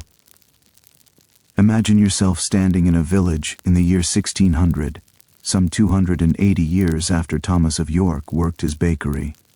The village looks familiar. There is still a communal oven. There are still bakers. Bread is still the foundation of the diet. From the outside, the world of bread seems unchanged. But changes were beginning, though they would be slow and gradual, unfolding over centuries. The first significant change came not in baking itself, but in milling. In the 17th and 18th centuries, mills became more efficient. Watermill design improved. More regions built mills. Where a baker previously had to rely on a single miller, sometimes distant and always expensive, now mills became more common and competition between millers increased. This might seem like a minor detail, but it was significant. As mills became more accessible and more competitive, the cost of milling decreased. This made flour cheaper. Cheaper flour meant that finer breads, wheat bread, and even white bread, became more accessible to people below the highest levels of society. The bread hierarchy began, very slowly, to compress. More importantly, as mills became larger and more sophisticated, the character of flour began to change. Large industrial mills could sift flour more completely, remove more bran, produce whiter flour more consistently. The flour that a baker received from an industrial mill was different from the flour that had been ground by a traditional stone mill. It was more uniform, more refined, whiter. But this uniformity came at a cost. The traditional stone mill, grinding slowly, gently, at relatively cool temperatures, preserved certain qualities of the flour. The enzymes that would promote fermentation remained active. The subtle flavors and nutrients of the grain were less damaged. The industrial mill, grinding faster, at higher temperatures, damaged some of these qualities. The flour it produced was whiter and more uniform, but in some ways less alive, less responsive to fermentation. The great shift, yeast cultivation and scientific baking, the truly transformative change in bread making, came in the 19th century, with the rise of scientific understanding of fermentation and the cultivation of commercial yeast. For thousands of years, bakers had relied on wild yeast, natural fermentation from starters, from barm, from yeasts naturally present in the environment. But in the 19th century, as scientists began to understand yeast as a living organism, commercial yeast cultivation became possible. By the mid-19th century, compressed yeast, yeast grown in laboratories and made available in a form that bakers could purchase, became commercially available. This was revolutionary. A baker no longer needed to maintain a starter, did not need to rely on wild yeasts, did not need to understand the complex ecology of fermentation. The baker could simply purchase yeast, add it to the dough, and the fermentation would proceed reliably and quickly. This innovation had profound consequences. First, it made baking more standardized and predictable. A baker could be confident that fermentation would occur, that timing would be consistent, that the results would be reliable. Second, it dramatically accelerated fermentation. With commercial yeast added in large quantities, bread that previously required 12 to 18 hours to rise could now be ready in 4 to 6 hours, or even 2 to 3 hours. Third, and perhaps most significantly for the history of bread quality, the commercialization of yeast removed the necessity for long fermentation. the flavor that developed during long, slow fermentation, the complex tanginess of traditional sourdough bread, the depth that came from the slow work of lactic acid bacteria. This could no longer be relied upon. Instead, the bake happened quickly, producing bread that was more uniform, more reliable, but less complex in flavor. Let us pause here, because this is an important moment in the history of bread.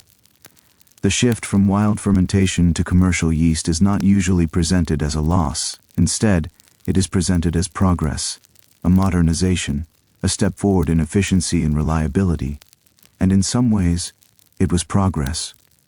Bakers could produce more bread, with less uncertainty, serving more people with consistent results. But something was lost in this shift.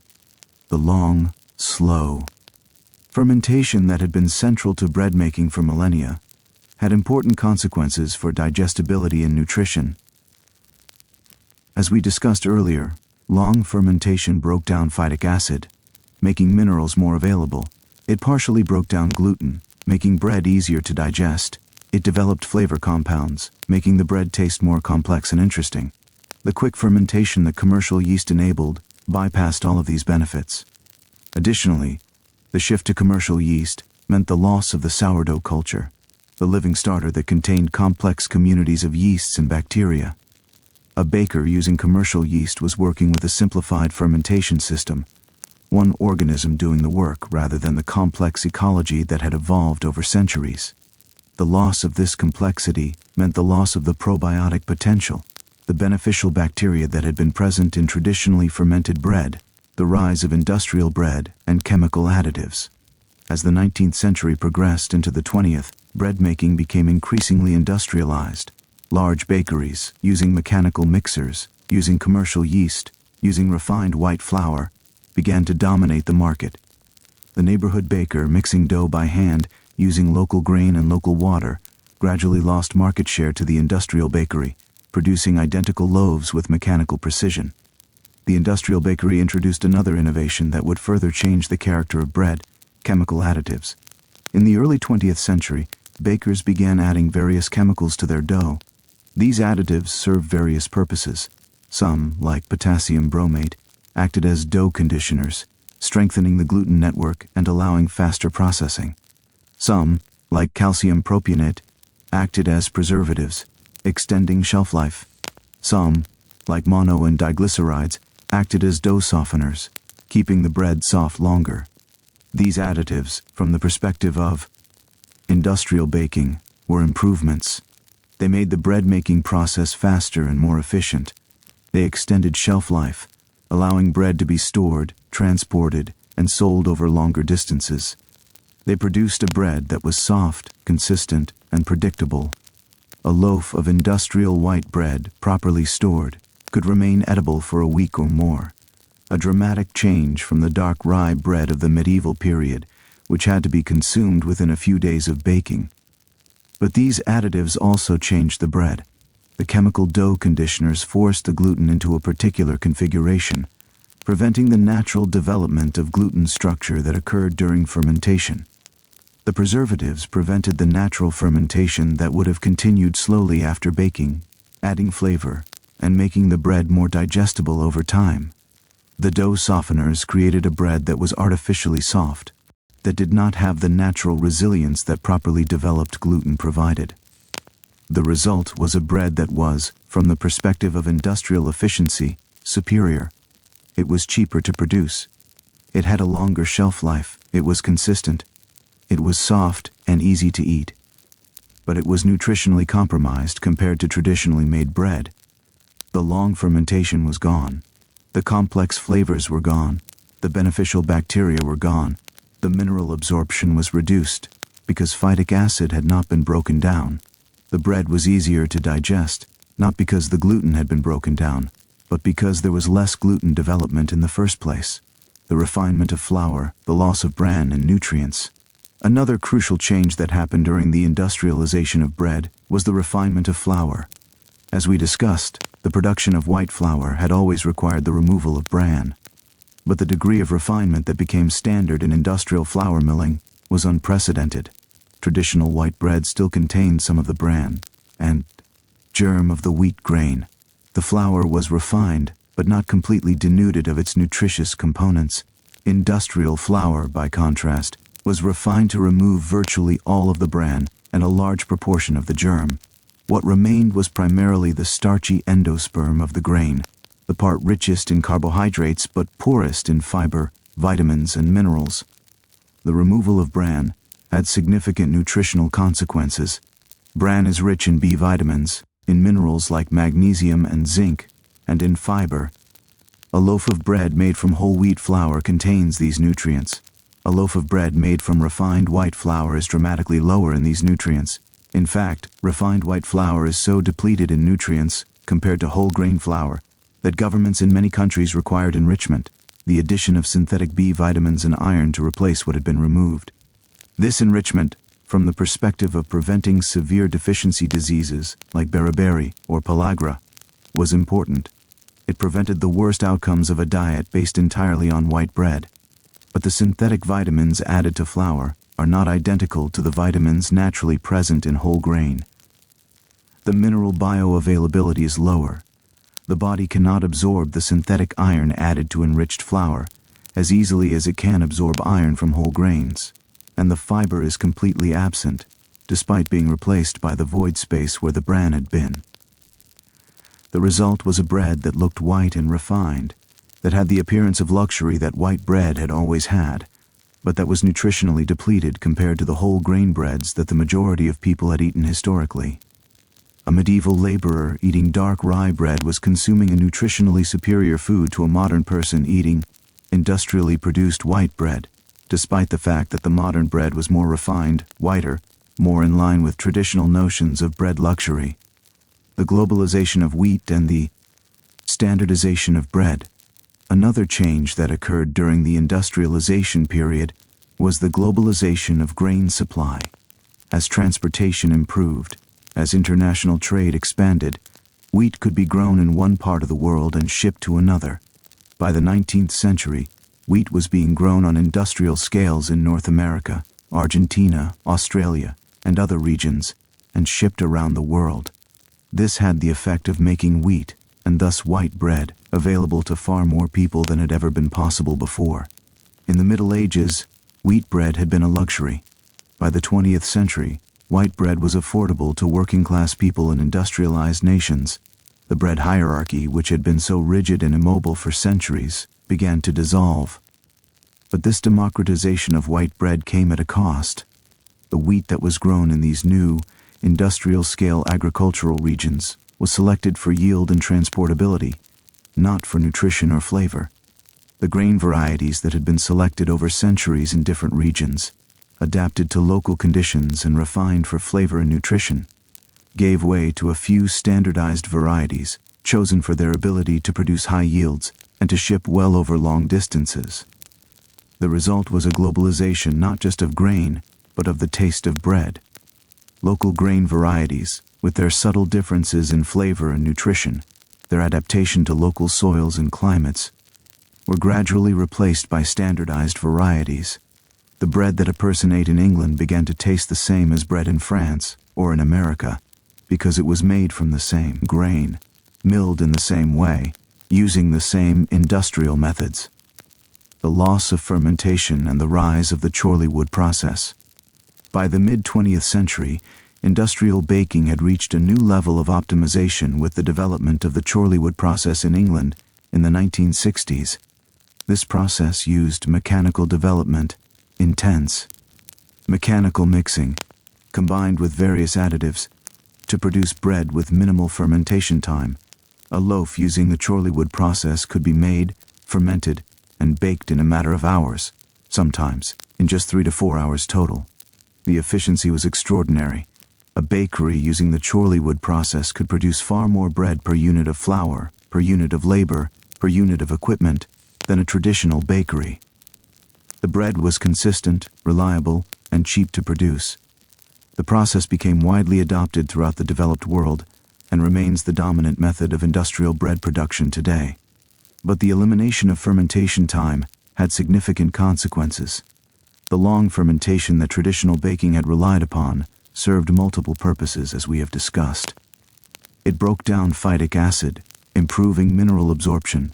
It partially broke down gluten, improving digestibility. It developed flavor through the production of organic acids and other compounds.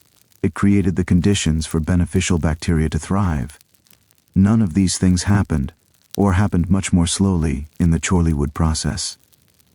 The bread produced by the Chorleywood process is soft, white, consistent, and cheap.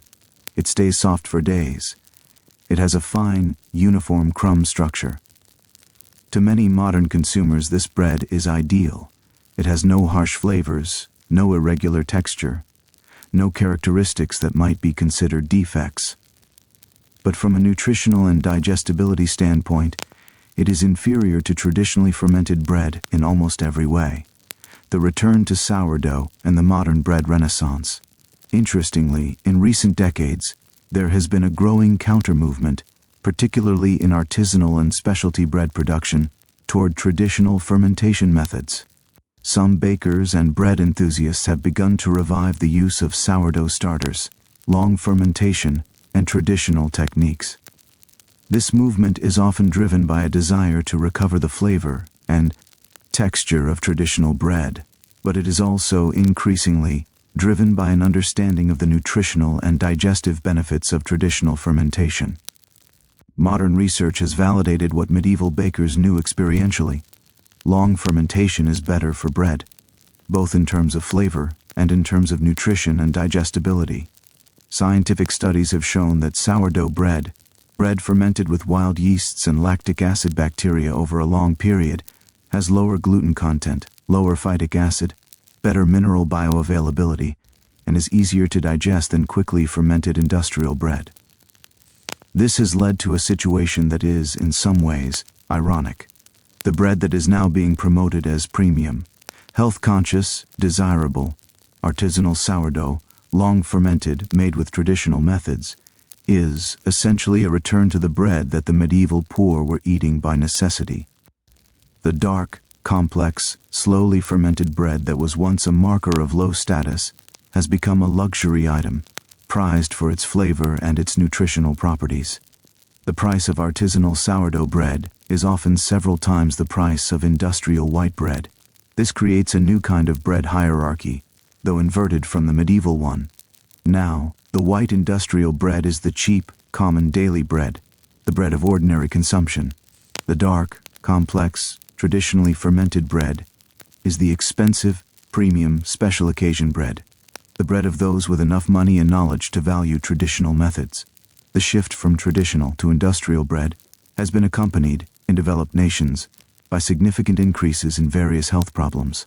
The rates of obesity, type 2 diabetes, celiac disease, and non-celiac gluten sensitivity have all increased dramatically in the past few decades, the same period during which industrial bread has become dominant. Some of this increase is undoubtedly due to other factors: increased consumption of sugar, reduced physical activity, increased stress. But some researchers argue that the shift to industrial bread has played a role. The refined carbohydrates in white industrial bread produce rapid spikes in blood sugar, contributing to obesity and diabetes. The absence of beneficial bacteria and short fermentation time may contribute to digestive problems.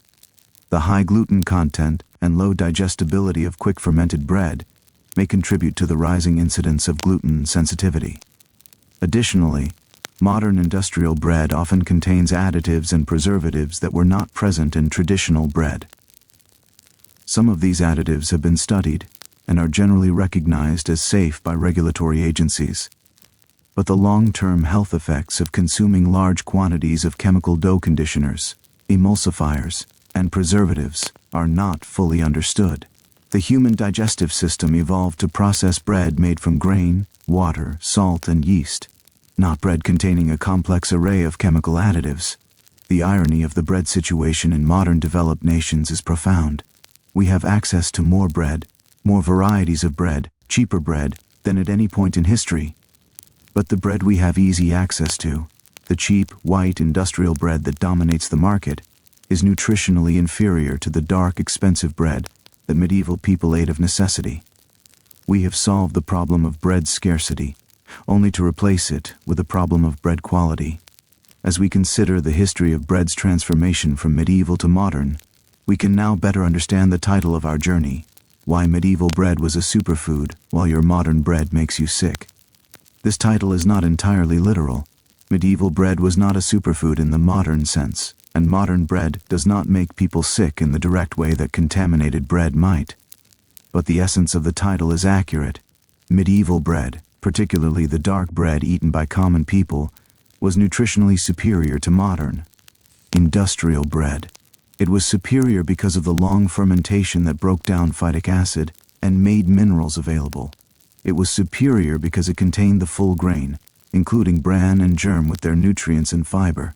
It was superior because it was fermented with beneficial bacteria that improved digestibility and may have had probiotic effects. It was superior because it was made from less refined grain, grown locally, and adapted to regional conditions. Modern industrial bread, by contrast, is nutritionally depleted. It is made from refined flour stripped of bran and germ. The fermentation time is minimal, so phytic acid is not broken down, making mineral absorption difficult. The gluten is not partially digested by fermentation, making it harder to digest.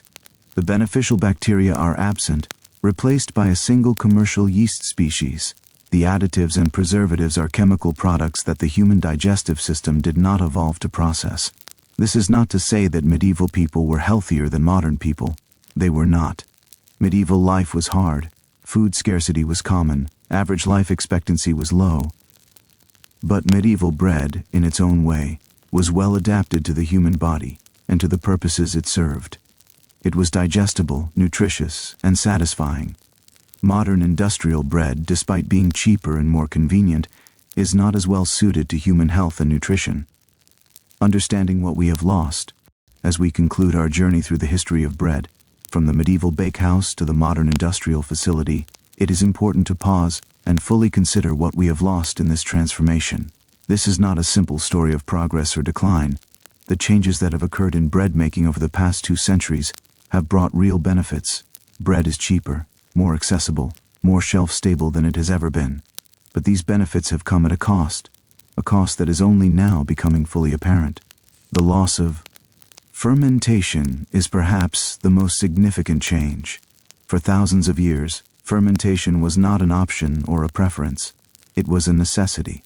Bread had to be made with whatever yeasts were available, and these yeasts worked slowly, requiring long periods of time. But this necessity created a practice that had profound benefits. The slow fermentation broke down anti-nutrients, improved digestibility, developed complex flavors, and allowed beneficial bacteria to establish themselves in the bread. These are not incidental benefits. They are fundamental to what makes bread good. When we eliminated long fermentation through the use of commercial yeast and industrial processes, we gained speed and consistency, but we lost something that cannot easily be replaced by any other means. The flavor compounds that develop during long fermentation, the organic acids, the esters, the subtle complexity, are a product of time and microbial activity. No amount of additives can truly replicate this complexity. The partial digestion of gluten that occurs during fermentation cannot be replaced by mechanical processing. The beneficial bacteria cannot be replaced by synthetic vitamins. We have also lost the connection between bread and place. Medieval bread was local. The grain was grown locally, milled locally, baked locally, using the water and the air of the place. The bread that came from a particular region had characteristics that reflected that region: the mineral content of the water, the climate that affected fermentation speed, the local grain varieties that had been selected over generations. Modern industrial bread, by contrast, is placeless. It could be made anywhere with the same ingredients and the same processes, producing identical results. A loaf of white bread from a factory in one country tastes identical to a loaf from a factory in another country. We have also lost the knowledge that connected bread making to an understanding of human health and nutrition. Medieval people did not have modern nutritional science, but they understood, through long experience, that bread made one way was better than bread made another way. They knew that dark bread was more sustaining than white bread. They knew that bread made with a starter was better than bread made without one. They knew that bread that had time to rise properly was better than bread rushed. This knowledge was encoded in tradition, in practice, in the accumulated wisdom of bakers and consumers. Modern industrial bread making, by contrast, has largely abandoned this knowledge in favor of efficiency metrics. The question is not, is this bread good? But rather, can we make this bread faster and cheaper? The result is bread that scores well on efficiency measures, but poorly on measures of nutrition and digestibility. The rising awareness of bread problems. In recent years, there has been a growing awareness among consumers and researchers that modern industrial bread is not ideal. This awareness has manifested in several ways. First, there has been an increase in gluten sensitivity and celiac disease diagnoses, as we discussed. Many people have discovered that they cannot digest modern bread without experiencing digestive distress. Second, there has been a growing body of scientific research confirming what traditional bakers knew experientially, that long fermentation improves bread. Third, there has been a modest but growing movement toward traditional bread making and toward artisanal bakeries. The gluten sensitivity issue deserves particular attention. It is possible that the increase in gluten sensitivity is partly due to the gluten content of modern bread. Modern wheat varieties, selected for high gluten content to improve the characteristics of industrial dough, contain more gluten than older varieties. Additionally, the quick fermentation of modern bread means that less of this gluten is broken down before consumption. A person eating modern white bread is consuming more gluten in a less digestible form than a person eating traditionally fermented sourdough would be.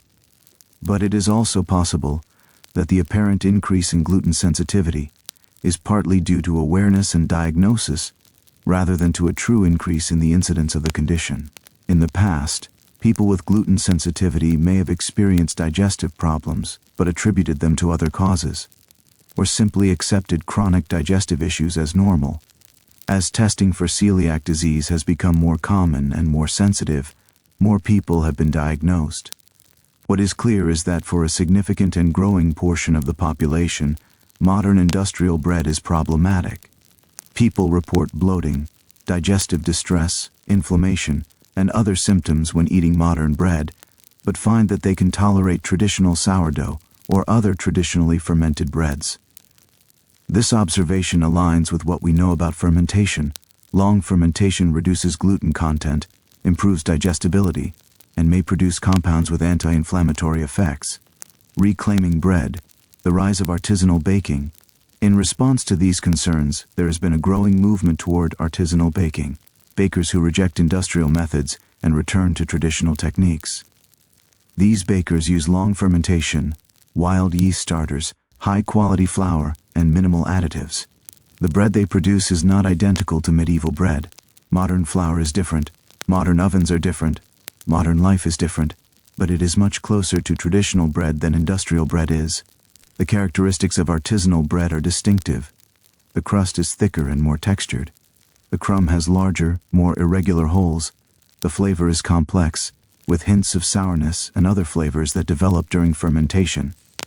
The bread is denser than industrial white bread, more substantial. The texture is chewy and resilient. For many people, these characteristics are desirable. They represent a return to what bread should taste like. But artisanal bread has a significant drawback: cost. A loaf of artisanal sourdough might cost 3, 4, or 5 times as much as a loaf of industrial white bread. This price reflects the real costs of traditional baking. It takes longer, requires more skill, uses more expensive ingredients. But it also reflects the market dynamics of modern food systems, where industrial food is heavily subsidized and artisanal food is treated as a luxury. This creates a problematic situation. The bread that is nutritionally superior, that is better for human health and digestion, is available primarily to people with enough money to afford luxury prices. The bread that is cheaper, more accessible, available to the poor and working class, is the nutritionally inferior industrial bread. In this way, modern food systems have inverted the medieval bread hierarchy.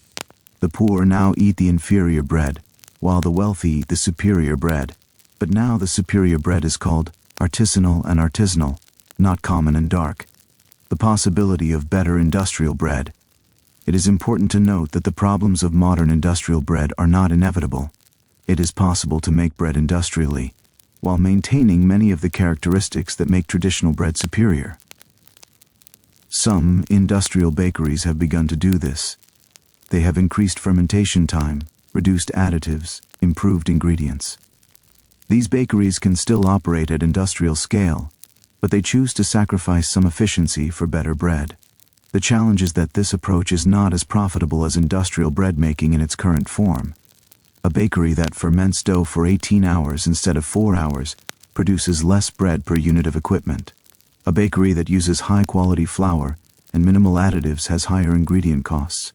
A bakery that produces more flavorful, more complex bread does not have the same shelf life advantages as a bakery using preservatives and dough conditioners. But if consumers demanded better bread, if the market rewarded bakers for producing better bread, these changes would happen. The food industry responds to consumer demand.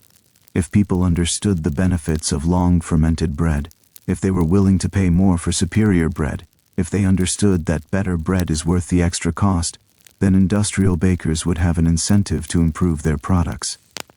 This is beginning to happen, to a limited extent. Some large bakery companies have introduced lines of artisanal-style bread, made with longer fermentation and higher quality ingredients. These products are more expensive than regular industrial bread, but cheaper than fully artisanal bread from a small bakery. They represent a middle ground, better than standard industrial bread, but more accessible and cheaper than traditional artisanal bread. The role of education and knowledge. One of the most important factors in reclaiming better bread is education. Helping people understand why traditional bread is superior, how to make it, how to recognize quality bread. Many modern people have never tasted truly well-made bread. They grew up on industrial white bread, and may believe that this is what bread is supposed to taste like. They may not understand that the digestive problems they experience after eating bread might be due to the quality of the bread, not to their own inability to digest bread. Education about bread takes several forms. There are cookbooks and websites dedicated to sourdough and artisanal bread making, helping home bakers learn traditional techniques. There are books and articles explaining the science behind fermentation and nutrition. There are documentaries and media pieces exploring the history of bread and the problems of industrial bread. There are classes and workshops where people can learn bread making from experienced bakers. Additionally, there is value in understanding the history of bread, in knowing that people have been making bread for thousands of years, that there are proven methods that work, that modern industrial methods are not the only way, and that many people throughout history have made bread that was superior in many ways to modern bread. Understanding this history can help people make better choices about the bread they eat and the bakers they support. There is also value in understanding the science of fermentation and nutrition, in knowing what long fermentation does, what it accomplishes, why it matters. When people understand that the sourness in sourdough bread comes from lactic acid bacteria breaking down phytic acid and making minerals available, they understand why sourdough bread is better for their health. When they understand that the complex flavors in sourdough bread come from the slow work of fermentation over days, they appreciate that flavor in a different way. Making better bread at home. One of the most accessible ways for people to reclaim better bread is to make it at home. Sourdough baking has become increasingly popular among home bakers, and for good reason. Making sourdough bread requires no special equipment, just a bowl, a spoon, an oven. It requires no commercial yeast, just flour, water, salt, and time. It requires no special ingredients, just whole grains, if desired, and no additives at all. The process of making sourdough bread at home is not difficult, but it does require patience and attention. The baker must maintain a starter, feeding it regularly. The baker must plan ahead, mixing the dough the evening before baking, allowing it to ferment overnight. The baker must observe the dough, judging when it is ready by appearance and feel rather than by precise timing. But these requirements are not burdens, they are features. They connect the baker to the bread-making process in a direct, hands-on way. They force a slowing down, a attention to the present moment, a understanding of natural processes. Many people who make sourdough bread at home report that the experience is meditative, calming, grounding.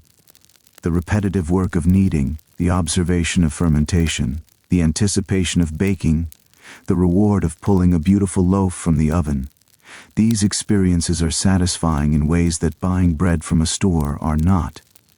Additionally, sourdough bread made at home is significantly cheaper than artisanal bread from a bakery. The flour costs a few cents per loaf. The starter costs nothing to maintain. The electricity to run an oven, if the baker is already using it for other purposes, is minimal. A homemade sourdough loaf costs perhaps a quarter of what the same loaf would cost from a bakery. This makes it possible for people with modest means to eat superior bread. The slow food movement and bread, the broader cultural movement known as slow food, which emerged in Italy in the 1980s, has played an important role in advocating for traditional bread making and food cultures. Slow food emphasizes the importance of local, traditional foods, the knowledge of artisanal producers, and the pleasure and meaning of eating good food. Slow food has established networks of traditional bakers, has advocated for the preservation of heritage grain varieties, has promoted the understanding and appreciation of bread as something worthy of care and attention. The slow food movement represents a philosophical shift away from the efficiency-first approach of industrial food production and toward a values-based approach that prioritizes quality, tradition, and pleasure. This shift is not universal. The vast majority of bread consumed globally is still industrial bread, but it is growing. More people are becoming aware of the distinction between good bread and industrial bread. More people are seeking out traditional bakers, growing heritage grains, learning to make bread themselves. Heritage grains and the return to diversity. Another important part of reclaiming better bread is the revival of heritage grain varieties. During the 20th century, a narrow range of wheat varieties, selected primarily for yield and industrial milling characteristics, came to dominate global grain production. These varieties replaced the diverse local grains that had been grown in different regions for centuries. But in recent decades, there has been a growing interest in reviving these heritage varieties. Farmers, seed savers, and researchers have worked to preserve and grow old grain varieties. Varieties like Red Fife, Turkey Red, and many others. These heritage grains often have characteristics that make them superior for traditional bread making. They may have higher protein content, they may have different gluten structures that are easier to digest, they may have more complex flavors, they may be better adapted to local growing conditions. Bread made from heritage grains often tastes noticeably different from bread made from modern wheat. The flavor is more complex, sometimes nutty, sometimes with hints of sweetness or other subtle flavors. The texture may be slightly different, sometimes slightly denser, sometimes with a slightly different crumb structure. For many bakers and bread lovers, these differences make heritage grain bread preferable to bread made from modern wheat. Additionally, growing heritage grains promotes agricultural diversity, which has benefits beyond bread. A farm growing several different grain varieties is more resilient to pests and diseases than a farm growing a single monoculture. The soil is healthier, the ecosystem is more diverse, the local food system is more robust. The path forward, a vision of better bread. As we contemplate the future of bread, we can envision a path toward better bread that does not require abandoning all modern conveniences or returning entirely to medieval methods. This path would involve, first, a shift in consumer awareness and demand, more people understanding the benefits of traditional bread, seeking it out, supporting bakers who make it. As demand increases, prices can decrease, making better bread more accessible. Second, a transformation of industrial baking toward longer fermentation and better ingredients. Industrial bakers can make bread more slowly, with better flour, fewer additives. It may not be as profitable as current methods, but it is profitable, and it produces superior bread. Third, support for heritage grain production and the preservation of grain diversity. Farmers growing heritage grains, seed savers preserving varieties, researchers studying the characteristics of traditional grains. These efforts need financial support and market incentives to be sustainable. Fourth, continued education about bread, its history, its science, its cultural significance. More people learning to make bread at home. More understanding of why traditional methods matter. More appreciation for the skill and knowledge of good bakers. Fifth, recognition that better bread is worth paying more for. Understanding that cheap industrial bread is cheap because it has been stripped of value, not because it is efficient or good. Understanding that the true cost of good bread is what artisanal bakers charge for it, and that this cost is justified. Sixth, integration of bread-making knowledge and practices back into daily life. The understanding that making bread is not something that only bakers do, that it is a skill that ordinary people can learn, that the experience of making bread is valuable in itself beyond just the product. As we come to the end of our journey, let us return to where we began, to the rhythm of bread, the steady, patient rhythm that has governed human life for millennia. In medieval times, this rhythm was inescapable. The rhythm of bread was the rhythm of life. The harvest dictated the availability of grain. The grain dictated the availability of bread. The bread dictated the survival or starvation of the population. In modern times, we have tried to escape this rhythm. We have industrialized bread production, making it consistent and year-round. We have globalized grain supply, making it available regardless of local harvests. We have optimized every aspect of bread making for speed and efficiency, removing the time that fermentation requires. In doing so, we have tried to remove the natural rhythm from bread making. But perhaps in removing this rhythm, we have lost something important. The rhythm of bread was not just practical, it was also meaningful. It connected people to the seasons, to the land, to the fundamental reality of living in dependence on what the earth produces. It created patterns of work and rest, of abundance and scarcity, that structured time and gave life meaning. Modern industrial bread offers consistency and convenience. But perhaps what we have lost in gaining these things is more valuable than what we gained. Perhaps the sour complexity of sourdough bread, with its tanginess that develops over days of fermentation, carries within it a kind of meaning that white industrial bread, made in 4 hours, cannot carry. Perhaps the knowledge required to make good bread, the attention to detail, the patience, the observation of natural processes, perhaps these are things that we need, that feed us in ways that nutrition science cannot measure. As you settle yourself to sleep tonight, as our journey through the history of bread comes to an end, consider this. The bread you eat is not just food, it is a connection to history, to tradition, to the work of countless bakers across centuries. The choice you make about what bread to eat, how to eat it, whether to make it yourself, these choices matter. They are choices about what kind of relationship you want to have with food, with tradition, with the fundamental rhythms of nourishment and sustenance. The medieval baker, mixing dough by hand, setting it to rise overnight, checking the oven with practiced judgment, was engaged in an activity that connected her to something deep and permanent in human experience. The modern factory worker, running a machine that processes thousands of loaves, is engaged in something that is efficient but removed from this deeper connection. Perhaps, in some small way, each of us can reclaim a bit of what has been lost. Perhaps we can seek out better bread, or learn to make it ourselves. Perhaps we can slow down, can take time to observe and appreciate the bread we eat. Perhaps we can recognize that bread is not just a commodity, not just cheap carbohydrates, but something worthy of care and attention and time. The rhythm of bread is ancient and deep. It is patient and slow. In reclaiming better bread, we reclaim connection to this rhythm, to this tradition, to this fundamental human practice that has sustained us for thousands of years, and will, we hope, sustain us for thousands more. Rest now, knowing that you have journeyed through centuries of bread making, through the hands and hearts of countless bakers, through the science and the art of one of humanity's most important foods. Rest knowing that bread is more than you might have thought, more complex, more significant, more worthy of attention than its simplicity might suggest.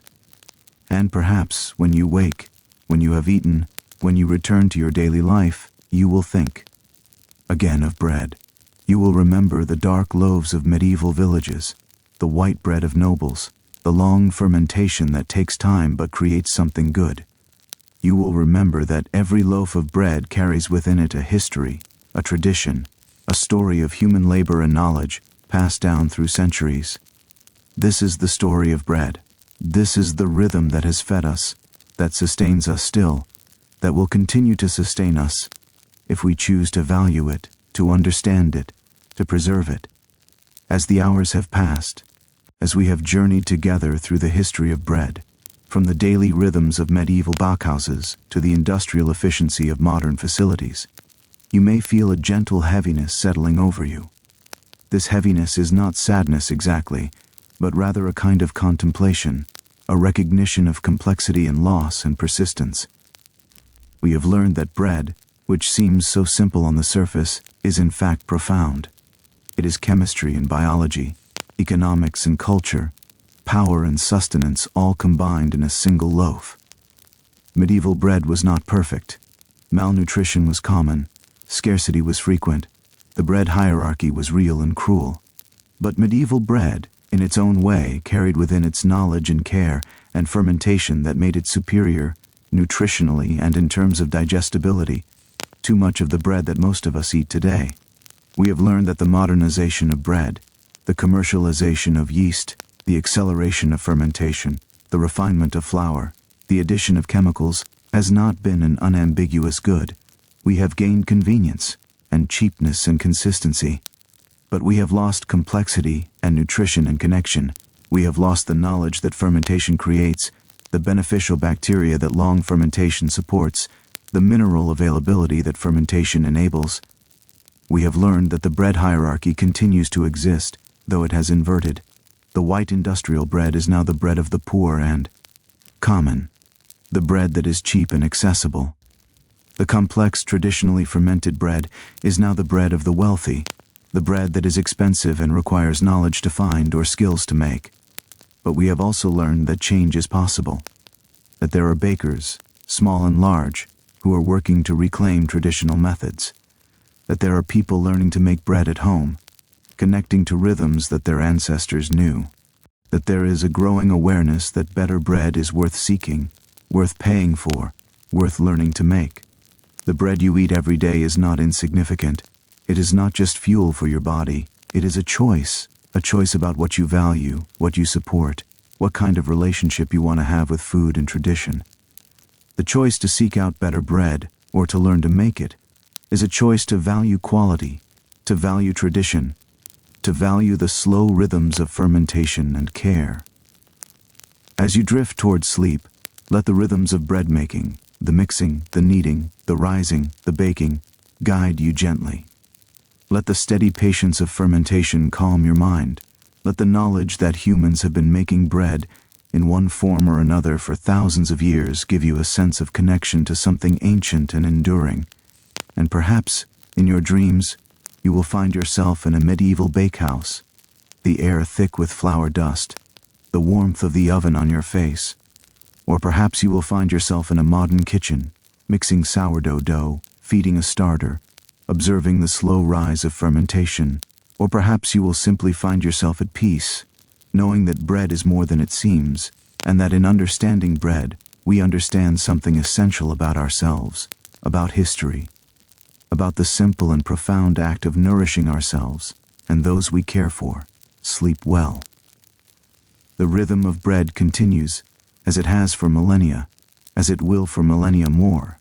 You are part of this rhythm, whether you realize it or not.